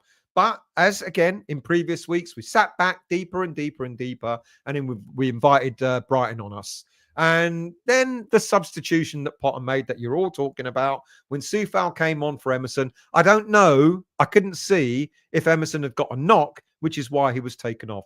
But we had Aaron Creswell on the bench. If you wanted to replace a left-sided player with a left-sided player, then why bring Soufal on? All right, yeah. Some may argue, Creswell, we can't run down that flag, but you're defending with the last few minutes. You're not expecting Creswell to be shooting up and down the byline, the touchline, sorry. So I was confused as to why Soufal came on. Was I confused as to why he put him on the left? Initially, no, because I don't think Potter wanted Soufal to be to face Mitoma on the right-hand side. Otherwise, he would have just, switched Aaron Wan-Bissaka over to the left and left Soufal on the right. But the irony is, Hertzler saw it, and then immediately When he saw that Soufal was going out on the left, Hertzler went to Mitoma. You go out on over that side. So Soufal still had to confront Mitoma. Now, Potter should have just realised that as well and switched Darren Wan-Bissaka over, but it was too late. The goal, of the 3 goals that Brighton scored, the two goals, the first and the third goal were disappointing, because of the distance, etc. We should have closed them down, especially the third goal when we were literally just sitting on the 18-yard line, and we weren't moving out. No one seemed willing to want to move out, and did we not learn from earlier in the game, that they might want to take a pot? They were taking pot shots at Areola throughout the whole game. Most of them were flying over the bar, but they were constantly trying to take shots. And maybe we should have learned for that and pushed out a little bit more. But it's the second goal that really, really upset me. The second goal really upset me because we had 3 big centre-backs in. We had the 2 wide defenders as well. And then Brighton got 2 completely free headers in the 18-yard box. I can't remember who knocked it back over to Mitoma, but completely free. And ironically, as much as you can blame Soufal for being on that side, and as much as you can blame Potter for putting Soufal on, etc., I get that. You've got to look at Max Kilman as well. And you've got to ask yourself, what on earth, mate, were you trying to do? He found himself marking no one, found himself in no man's land, didn't go either wide to go for the player that was going to head it back in, or didn't stay tight on Mitoma. He's about 10 foot taller than Mitoma. And he allowed Mitoma. I mean, Soufal got caught out because he was trying to go out to the player that was going to head the ball back in. So I guess maybe Kilman thought, okay, then if you're going to go for him, then I'll mark the player in front of me. But he didn't even do that. So it was a number of errors that culminated in that goal. Being allowed to cross the ball, being allowed to head it back free, no one marking that player, being allowed to head it into the net, just outside the 6-yard box. Again, no one marking the player. Horrible. That was the one that hurt me more. It was our game to win. And then you look back over the past few weeks, and someone said it earlier in the show, you look how close it's been for some of the games. I think it was Obsidian that said it. 79th minute equaliser from Brentford that got them back in it at the beginning of April. 89th minute winner by Liverpool. 93rd minute equaliser by Southampton. And then not 1 but 2 late goals, 89 minutes and 92 minutes against Brighton. You look at those games and how it could have been. What would we have said if we'd have got 1 or 2 wins out of those games? Would we still be upset? I don't know, because it would have driven us a little bit higher up the league. Another 6 points or 9 points would have taken us much higher up the league. I don't know. It's such a close one because, as Obsidian sort of alluded to, we're so close to being the team I think we want to be. But these defeats, we can't play just for 45 minutes and expect to win a game. We can't.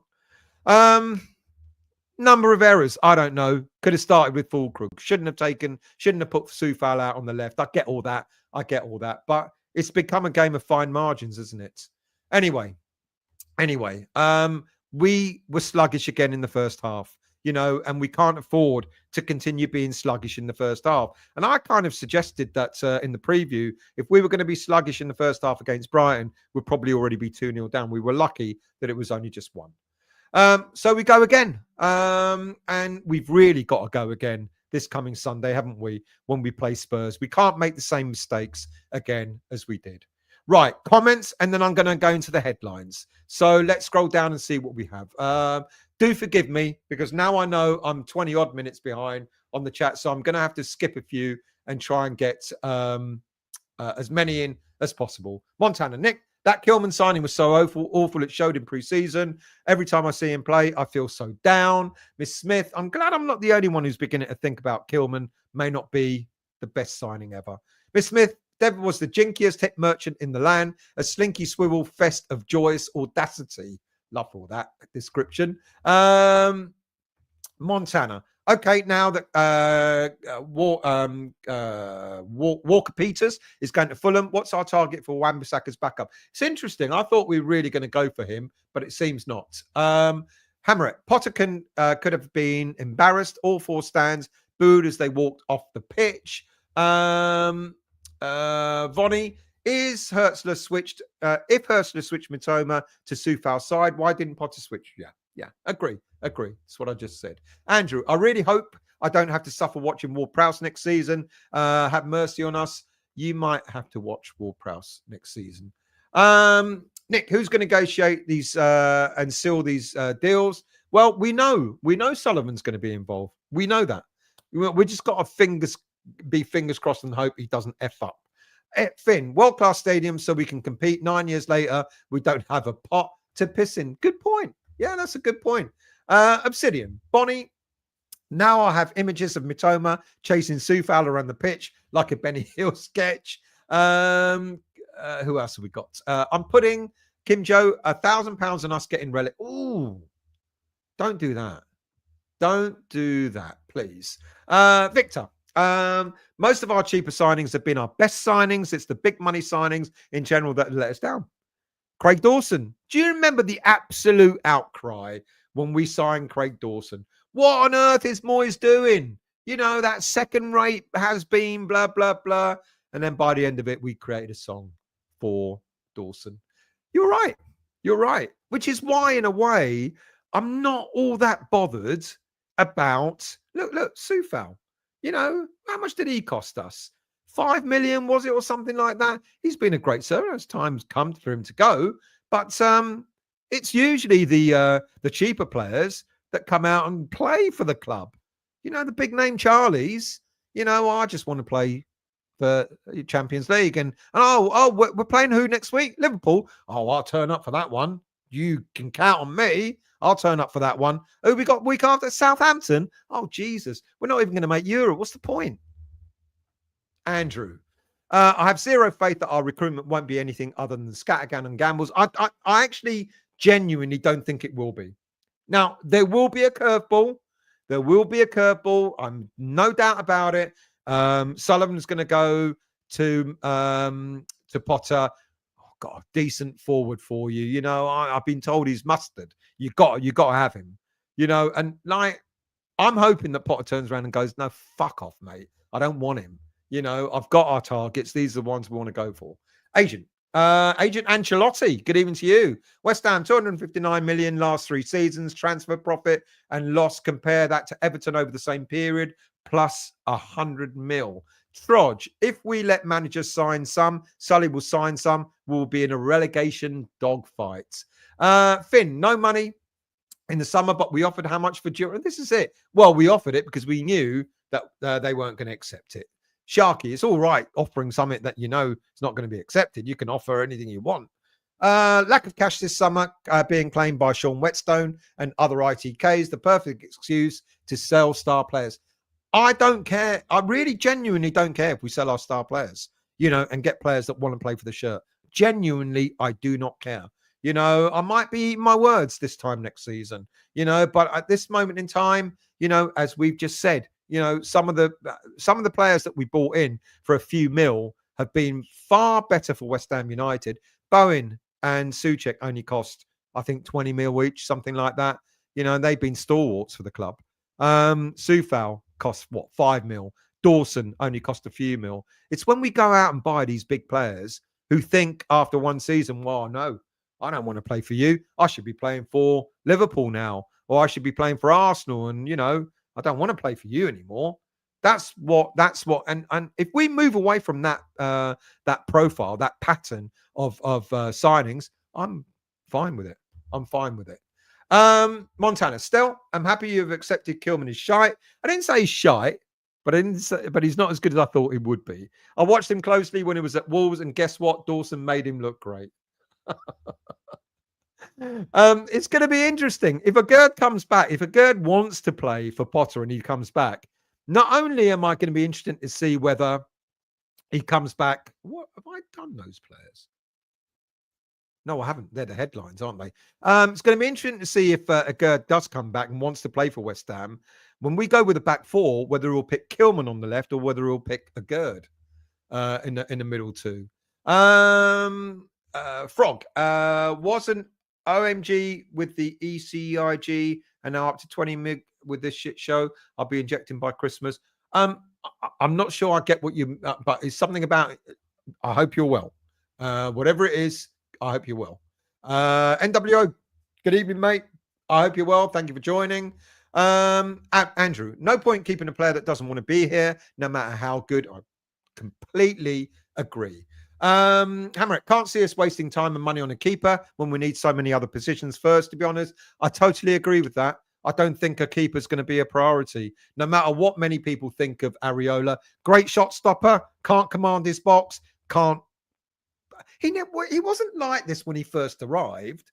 Do you remember the outcry when Moyes wasn't playing him as a first choice keeper because he was good at distribution, he was good at saving, he was good at commanding his box. All of a sudden, he's only good at shot stopping. Strange that, isn't it?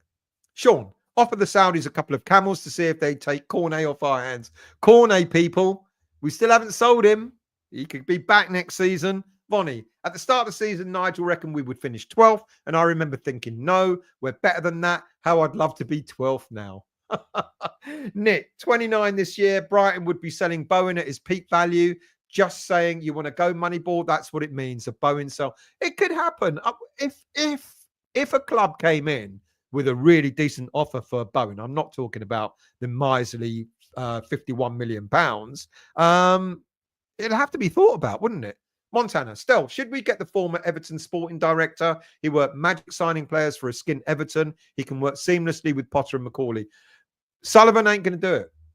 Sullivan doesn't want a sporting director again. So, unfortunately, I can't answer that because I don't think Sullivan is remotely interested in getting a sporting director.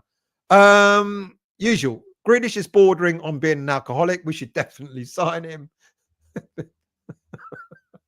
He likes a night out. Come on. He likes a night out. NWO, who's going to come to us? We're only staying up because the other three teams are so weak. Well, we talked about this earlier. You know, we're not going to get big names. Get used to it, people. If we sign a big name player in the summer, I'll be very, very, very surprised. You know, I think we're going to get players that we've not heard of or players that we kind of know about but not sure about. They're the sorts of players I think we're going to be getting. We're not getting big name players in this summer. Jerry, I think our away form has improved substantially under Potter. Am I the only person who thinks that way? Home form is no better, though. I agree with you, Jerry. I've kind of, on the whole, I've enjoyed the 45 minutes that we've turned up at games in the away from home. We have. We played well against Chelsea. We played well against Arsenal. We played well against Liverpool. We played well against several teams away from home, but we just can't. Second half of the Brighton game, we did all right. It was okay. But we need to do that for 90 minutes and not just 45 minutes. I'm trying to catch up. I'm desperately trying to catch up because I've got one more bit of information, haven't I? I've got to do the main headlines for you. Kind of talked about most of them already. Daniela, if they sell Bowen, then no one will definitely renew their season tickets. Well, season ticket renewals will be, when is that deadline? I can't remember, actually. Nick, Bowen kiss goodbye his England career if he stays, to be honest. Imagine him and watching all the other top players moving to Champions League clubs. I don't know about that. I don't know. Trevor Brooking stayed with us throughout his career. He still played for England. So I don't know. I get that. I get that, you know, depends on the mentality of the current England manager. Will he only get players in who are playing for the top teams? I hope not, because, you know, you do have good players who play for other teams. I can see Bowen still being picked for England. But then, you know, you get players who play for Chelsea and teams like that who also get picked, and you think, well, Bowen's better than them, if not, you know, at the very least. Mandy. Good evening to you, Mandy. How are you? Thank you for joining. I hope you're well. Bowling Lounge. I agree still. Second half seemed much better. I was surprised to see the 34% possession stats, though somehow it seemed like we had more of the ball. Moyes throw, but that's odd. 34 possession. That's very odd. I thought we had much, much more of the ball than just 34%. Cockney Buccaneer. Near the clear out, Ward-Prowse, Soufal, Souček, and anyone that don't want to be here. Well, Paqueta, Kudus, Alvarez, maybe even Fulkrug after he kicked off. I don't know. Does he want to be here? Maybe. Ward-Prowse will stay. Sue Fowler goes. Souček. I don't know. Frog, I'm surprised the weather map doesn't show a tornado over the London Stadium caused by players wanting to get out. Darren, Nick, at least he works his arse off, unlike Kudus and Paqueta. They've been lazy all season. Who do you mean? I don't know who you're talking about. I'm Brute Iniesta. Good evening to you. Calling it now. If Bowen moves to a better team, he will be bang average. Whoa, that's a bit part player. You know, if these players want to go to a bigger team and they want to sit on their bench for half the season, good luck to them.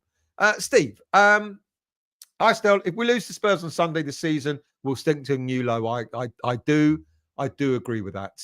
I like Dinos, not because he's Greek, but I like him. Well, he's from the mainland, so he's not Cypriot. But I think there have been games when he's played better than Kilman. Nick, Darren, Souček made most of the squad, shipped most of the games he plays. We've lost more without him playing them. You're getting you about Souček. I kind of like Souček, to be honest, but if we sell him, I would understand it given his age, and if we can get 20 mil for him, that would be good. Mandy, still, did the sub Soufal for Emerson cost us at least a point? It's possible, yeah. But like I said earlier in the show, I blame Kilman as much for their second goal as I do Soufal. Hammers Football, great show. Thank you very much. Good night, mate. Thank you. It's 11 o'clock already, so let me try and get to the... Shall I get to the last bit and then we'll go into the chat later on? So, headlines. What headlines have we got for you today? Well, that's the start of the show I was talking about. Financial fair play. In today's headlines, apparently West Ham will be in breach of financial fair play rules if we don't sell this summer. Tell me something we don't already know. Yet again, Mr. Whetstone has reminded anyone that wants to listen that Sullivan insists there's no money in the pot for any transfers and they must generate income in order to buy new players. Have you seen how the rhetoric has been going on this for some time now? In January, as people have suggested, we apparently had enough money to put in a bid for Jhon Duran. Well, it was a phantom bid. We knew it wasn't realistic. And from what I've told you before, my understanding is that Sullivan was already made aware that the Saudis had put in a bigger bid. So why on earth? Just to look good. It doesn't make you look good when you put in a lower bid. It makes you look like an idiot. That's why we put a bid in, because we knew that it wasn't going to be accepted.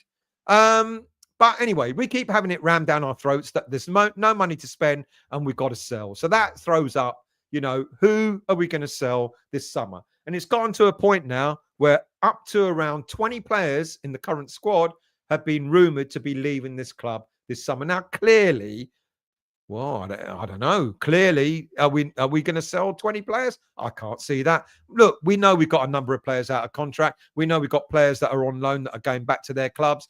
So just those players alone, and this includes Zuma and players like that, we're going to have 8 players leaving the club just on the basis of them having their contracts ended. Soler and Ferguson won't be retained. Soufal, end of his contract. Who else? Danny Ings and Zuma and so on. So there's going to be 8 players leaving the club this summer regardless, unless we offer any of them extended deals. Now, I know there's an awful lot of talk about Antonio, and maybe we'll give him a pay as you play deal or something like that. I'd love Antonio to come back, but genuinely, and so we talked about at the beginning of the show. If you listen to the Mark Noble interview that he gave at the Jack Wiltshire golfing tournament, he kind of alluded to that. He was lucky to get out of that car alive, let alone playing football. Let's see what happens there. I don't think Antonio will be given a new deal, to be honest with you. If there anyone that will, maybe Fabianski, maybe. If a new goalkeeper is not a priority, which I don't think it will be in this summer's transfer window, maybe Fabianski might be given another year, maybe, and maybe Aaron Creswell might be given another year. I'm not saying that these players will play, certainly not Creswell, far less than Fabianski would. And the only way Fabianski will play, of course, is Areola completely, his form completely drops, or if Areola gets injured. But Creswell, for the benefit of someone like Scarles, I can see that. But let's see how it goes.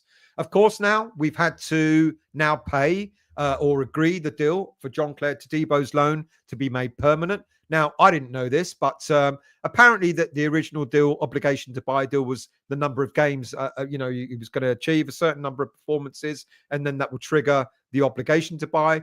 But apparently, according to the IT case today, it was also down to whether we stay in the Premier League or not. So there you go. We're safe in the Premier League. John Tadebo's deal has been confirmed, and apparently it's not going to cost us 36 million. It's going to cost us 39 million with all the agent fees, and you have it. I don't know who makes up these numbers. I guess we'll never know.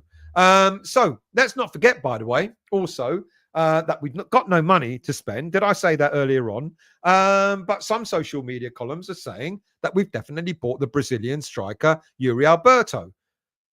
And that's with no money generated already. So we know that's a load of bollocks as well. Either someone is telling lies about that we've already agreed to buy him, or someone is not telling us that we've already agreed to sell players before the window opens. Top of the list, of course, is Mohamed Kudus.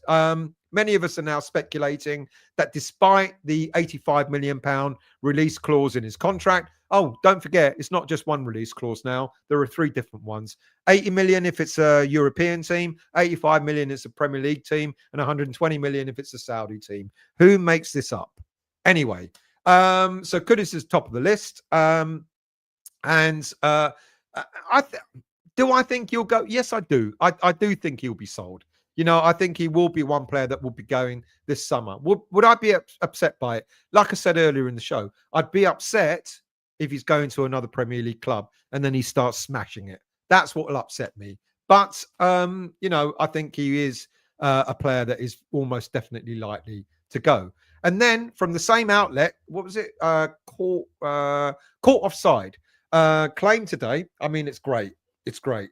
They claimed that Spurs were in for him for Jarrod Bowen for 60 million euros, 51 million pounds. And no sooner did they put that story out, that they put another story out, same website, that Liverpool were in for Jarrod Bowen for 60 million euros, 51 million pounds.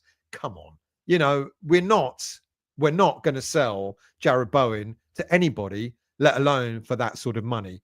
Now, if a team turned round and said, we want Bowen, we're going to offer you 80, 90 million pounds, you've got to sit back and you've got to go, do we or don't we? That's when it will then be a dilemma.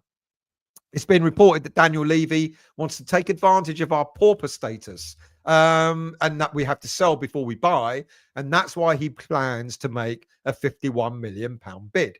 I can't see it. I can see Liverpool doing it, but I can't see Spurs being able to do it, to be honest with you. Let's see how that goes. Now, other news. Well, of course, I was waiting for this one. Because guess what, people? We're going to buy En-Nesyri. Of course we are. I mean, I was really surprised that he wasn't linked to us in the winter transfer window, but thank God someone has managed to find a story that apparently is not happy at Fenerbahce. He's not happy at playing under Jose Mourinho. Apparently his career has gone down. Apparently it's been a crap season for him. And he wants out. Of course he wants out. And he wants to come to East London. Of course he does. Leave off. Yet again, we've been linked to Youssef En-Nesyri. He's still only 27 years of age. I mean, we've been linked to him for about 15 years. I'm surprised he's still in his 20s. But so look, he was David Moyes' target, apparently. We never bought him then. We're not buying him now. And the other one that made me blink a little bit is apparently we're rumoured to be interested in £135,000 a week Chelsea flop João Felix. Didn't work out for him in West London, so he got shipped out to Italy at AC Milan. Not working out for him there. So why does anyone think he's going to work out for him in East London? Look, he's an interesting player, 25 years of age. He cost Chelsea nearly £50 million. There's no way we'd be in a position to pay anywhere near that amount. Apparently, his value has halved to about 25. Now, if it was about 25, would I take a punt on João Felix? I don't know. Maybe. But are we just going in the same direction again as we've done with these other sort of big name foreign stars? I don't know. Let's see. Is he on Carl McCauley's radar? I'd love to be a fly on the wall to see who is on Carl McCauley's radar. Do I think someone like João Felix might be? It's possible. But I won't be surprised if it didn't happen. And then let's go from one extreme, the 20-year-olds, to... You're going to love this one. We go from one extreme to another because, of course, Jamie Vardy announced that he was leaving Leicester City at the end of the season. There's so much speculation, apparently, as to where this 30-year-old striker might play next season, and he looks a real fit for a David Sullivan special. Graham, mate, I've got you one of the best strikers the Premier League has ever seen. Jamie, come here, mate. Want you to meet your new boss.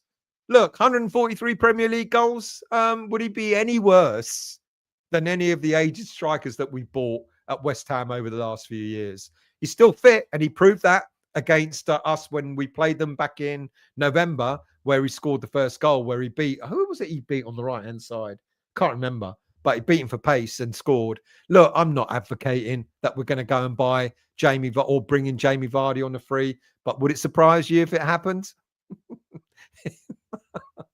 It wouldn't surprise me in the slightest. Right. Hammerett. If Potter was already pissed off with Fulkrug out in his teammates last week, then the constant chants about Fulkrug on Saturday would have sealed it. I genuinely don't think Potter is that kind of... I hope not. But that if you were there on Saturday, maybe you'd agree, Hammerett, that there was a strange away fan base on Saturday, because usually the away fans are quite like, they get on it and sort of like, quite positive. But it didn't feel very positive on Saturday. Trudge, 3 managers, and still our best chance of scoring is hoof it to Souček. It wasn't a hoof. It was a fantastic cross, and Souček was a diving header. Nick, Trudge, we could have actually won the championship. What would you prefer next season? Another season of Premier League whipping boys? I'm done with the embarrassment, to be honest. Bring on Bristol City. If we go down, we're not coming back up to the Premier League for a number of years yet. Extinct. What's going to happen to Edson Alvarez? We're going to sell him. I'm pretty damn certain that he will be gone in the summer. Usual. When Cornet comes back next season, I can see us pushing for a top 3. For a top 3 finish. Stranger things have happened. Harry, still, my prediction for next season. Bottom of the league from the start. 6 points to Millwall, 6 points to Spuds. League Cup loss to Alfreton Collieries. FA Cup loss to Accrington Stanley. And then we finish in the top 10. Mark, Spurs game is a perfect game for us. Let's give the fans something to sing about, and the stadium could be rocking again. I really, really, really hope so, mate. I really do. Garino, Sullivan and his agent, I suspect, will screw up any deals that they have to push their players. As I've said, don't take my word for it. Go to Unique Sports Group, which is the company that Salthouse works at. I don't know if he part owner, part shareholder, whatever he is. That's where he works at. Unique Sports Group. They've got some very good, talented footballers on their books. They really have. And I asked a question last week. We've already got 6 of their players, 6 of Salthouse's players on our books, and 2 of them are in the academy. One's out on loan at the moment. Pierino. A Tiger doesn't change his spots. Sully will get a bunch of mercenaries and second rates who will bore the pants off us. Well, this is why I'm hoping. Why did we spend £1 million to bring McCauley from Chelsea when Potter asked to? Not just for him to sit on his arse and do nothing. I'm really praying that Sullivan will take note of what Macaulay apparently has already got a plan of action. He's already identified a number of players. He's already meeting agents apparently to talk about trying to do deals for these players. Fingers crossed that's true, and fingers crossed that's actually signed off by Sullivan, and that he doesn't get involved and start bringing in special players for Potter. Because if that happens, we'll go to shit, and Potter will go, well, fuck this, I'm going. And then that'll be the end of that. And we'll start all over again. Nick, I reckon Potter could walk if we lose to Spurs, because if he felt pressure after losing away to Brighton, my God, he'll be needing his blankie. That's an interesting point, actually. It will depend on the nature of the defeat as well, wouldn't it? If we got, I'm not even going to say it. NWO, we have always played better against the big teams than flopped at the small teams like Spurs. Let's scroll down. How far behind am I?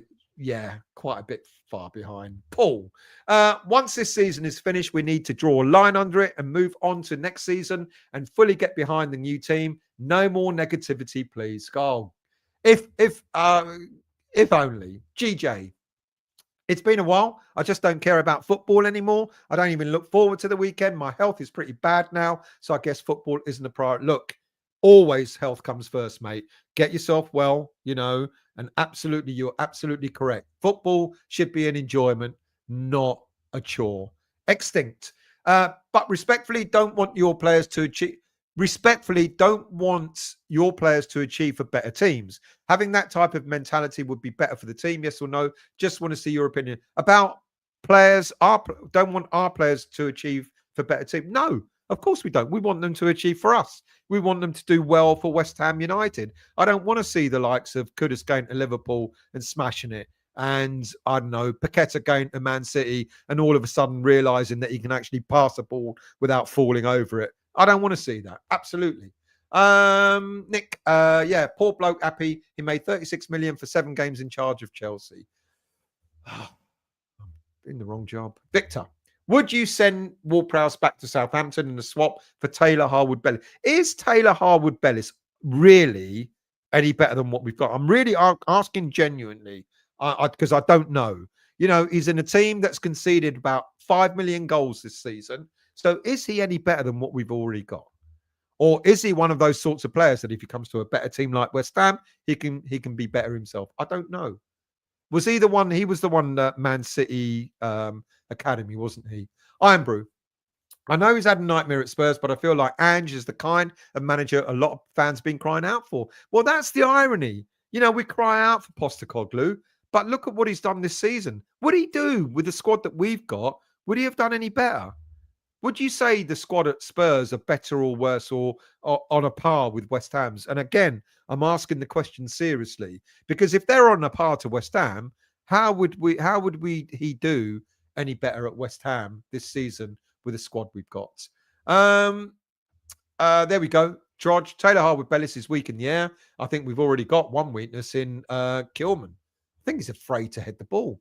Dirk Bogard, good evening to you. I got Trevor Brookings' autograph at a supermarket in Canvey, Ireland in 1979. I was wearing a Fonzie t-shirt and he said, "How's the Fonz?" Lovely man. Wow, that's a nice story. Thank you for that. Iron Disciple. Sufal sub definitely cost us the point. Kilman was a fire hydrant too. I'd rather have Nordvai in centre midfield than you really wouldn't, Nick. You know damn well you wouldn't. KOC. Good evening to you. There's only 6 players I want to keep. Bowen, Wan-Bissaka, Somerville, Fulkrug, Skulls, and Souček. Everyone else is welcome to leave. Extinct. I feel that we need to fix that midfield. My midfield 3 would be Kudus, Paqueta, and Alvarez. I think they'll all go. I think almost definitely 2 out of those 3 will definitely be gone, to be honest. I don't think we've ever tried this in midfield, but these 3 players are leaving. No, I mean, a lot of people have been advocating for Kudus to play central attacking midfield, and no one's given him that courtesy. So we're never going to really know if he could ever do it in the Premier League. Well, we might do next season when he does it for Liverpool. But anyway, Barry, keep on about selling all these players. What happens when players refuse to go? Means 3 years if relegation. If they refuse to go, that means they want to play for the club. Good. If they want to play for the club, let's see. Obsidian. Hammers Chat had the FFP expert on a while ago. He said we were fine. Yeah.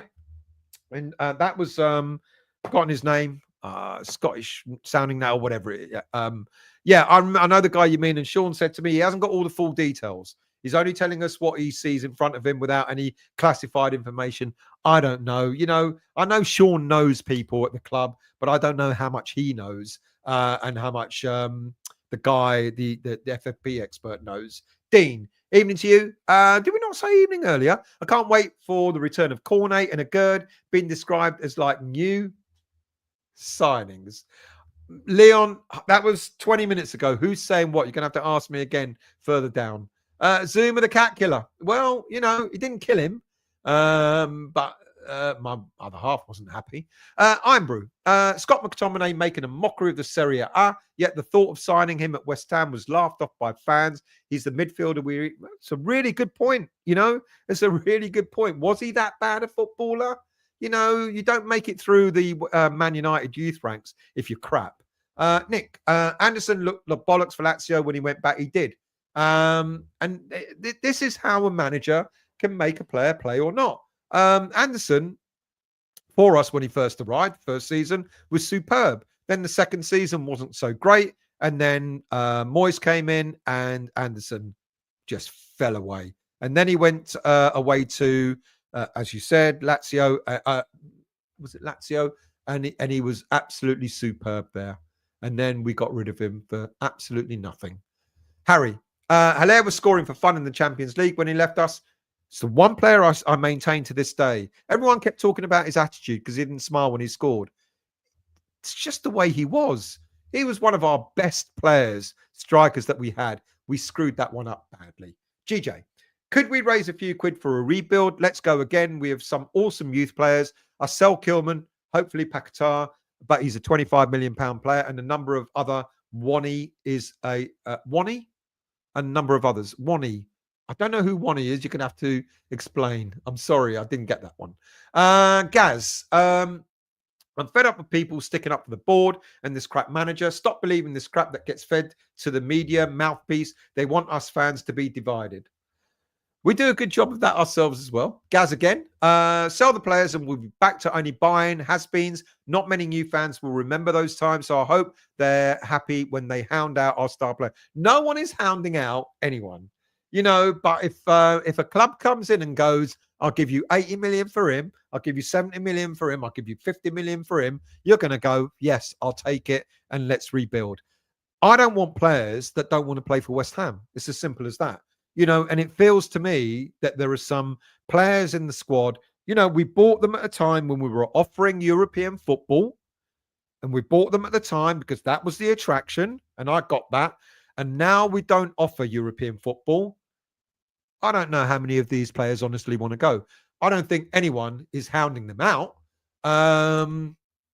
But if clubs come in and offer big money for players, you're going to think about it, aren't you? You're going to think about it. Who else have we got? Let's scroll down. Trodge. I think we were linked with 120 players before signing someone not even linked in the last window. Get ready. I mean, I should have started counting already because I think we've probably been linked with about 20 or 30 players already so far. Gads. Vardy, seriously, might as well get Pyatt back and also feed him. No, I'm not saying. NWR, I'll take Vardy. Can see us getting Vardy. Vonnie.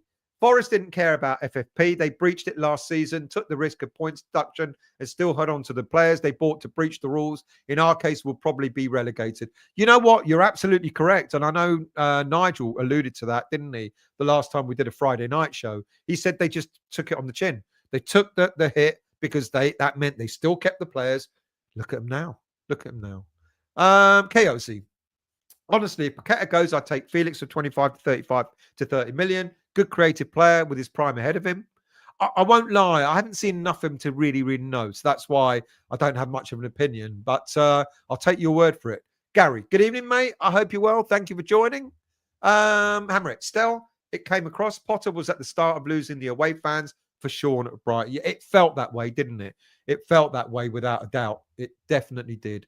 Trodge, Ings is out of contract end of season, so we will need to fill the has-been quota. Nick, well, Cornet's back. So we're looking to recreate the Brighton model based on the unique sports group catalogue. Not saying that. That's not what I said. I'm just saying they actually have got some good footballers at their on their books and some good young footballers as well. Hammerit, Salthouse does not have strikers on his books, does he? Yes, he does. Callum Wilson. Scott, Would love to see the youth continue to be given a run out next season. Look, I think Earthy, I touch and go. I don't know if he'll have a chance in the summer, obviously, to impress. I think Potts will definitely, Scars will definitely, maybe Earthy. And then you start looking at some of the other players. Did I mention Josh Ajala? 21 goals for the academy this season. He does look a little bit mustard. But he might get sent out on loan and see what happens. And we got Callum Marshall out on loan, but he's playing in League One. And I think he'll go out on loan again next season, probably to a championship team. And if he does well there, then the season after, he'll probably be brought into the senior team. We've got Lewis Orford as well. We've got, quite a few good players. But, what if they're that good, a bit like Declan Rice, then they'll be brought into the first team setup. If they're not, then they'll need to go out on loan. I think Potts has done his business now. He's demonstrated how good a footballer he is. I think he deserves a chance. Earthy, touch and go, maybe. Scars, of course, definitely. Nick, Vardy, come on. West Ham version of the Red Bull. Imagine Vardy coming to West Ham, being a backup striker and scoring 10 goals for us. Fucking hell. We'll have a song for him by halfway through the season. Ernest, whoever wants Vardy, have some ambition for our beloved club. Don't get me wrong. I'm not suggesting for a minute that we should go out and get Jamie Vardy. All I'm saying is Jamie Vardy's available on a free transfer at the end of the season. And apparently he believes he can still do business in the Premier League. Come on, Sully. Get your finger out.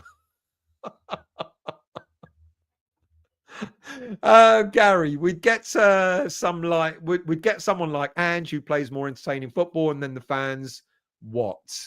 And then when we are still down in the bottom, what then?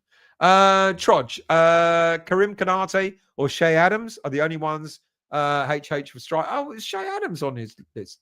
Or Kanate, I didn't know that. James, Kudus needs coaching, hangs onto the ball too long. Well, yeah. Yeah, no, that's a good point, actually. Nando, good evening to you or good morning to you. Enjoyed the show. I think they used Trump's tariff formula for those figures. CJ, Trevor Brookett gave me a plate of chips at Chadwell Heath when I skived off school to watch West Ham train. Was also there when we signed Liam Brady and Gary Stodder. There's another interesting story there. How far behind? I'm nearly there.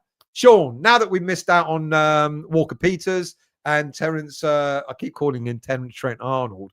Trent Alexander-Arnold is off to Madrid. Surely THB, who's THB, is essential to maintain our quota of double-barrel players. Who's THB? Tell me, I'm lost. Obsidian, Paqueta, 8, good as 10. Just want to see it. I would have liked to have seen that. Maybe the last few games this season, maybe Potter will give us what we want. Trudge, David Datro for Fana at Chelsea is new one, I think. What's the context? I didn't understand. Gary, doesn't matter who the manager is or who's playing for us. I don't think it's possible to please some of our fans. I'd agree with that. Usual. Vardy loves a beer. Grealish, Ross, Barkley could be the start of Alcoholics 11. Let's make it happen. No, it's not that we missed out on Walker Peters, but apparently Fulham have an interest in him now. And someone said last week that apparently Potter wasn't keen on him. I don't believe that. Why would you not be? He's a decent player, to be quite honest with you.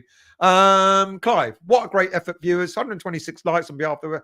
Thank you very much. Thank you, people. Really appreciated for hitting the like button. And if you're new to the channel, become a subscriber. And when you leave this video tonight, do please hit the like button on your way out. Pierino. Players come to us for one last paycheck, so not expecting anything. That's what we got to go away from.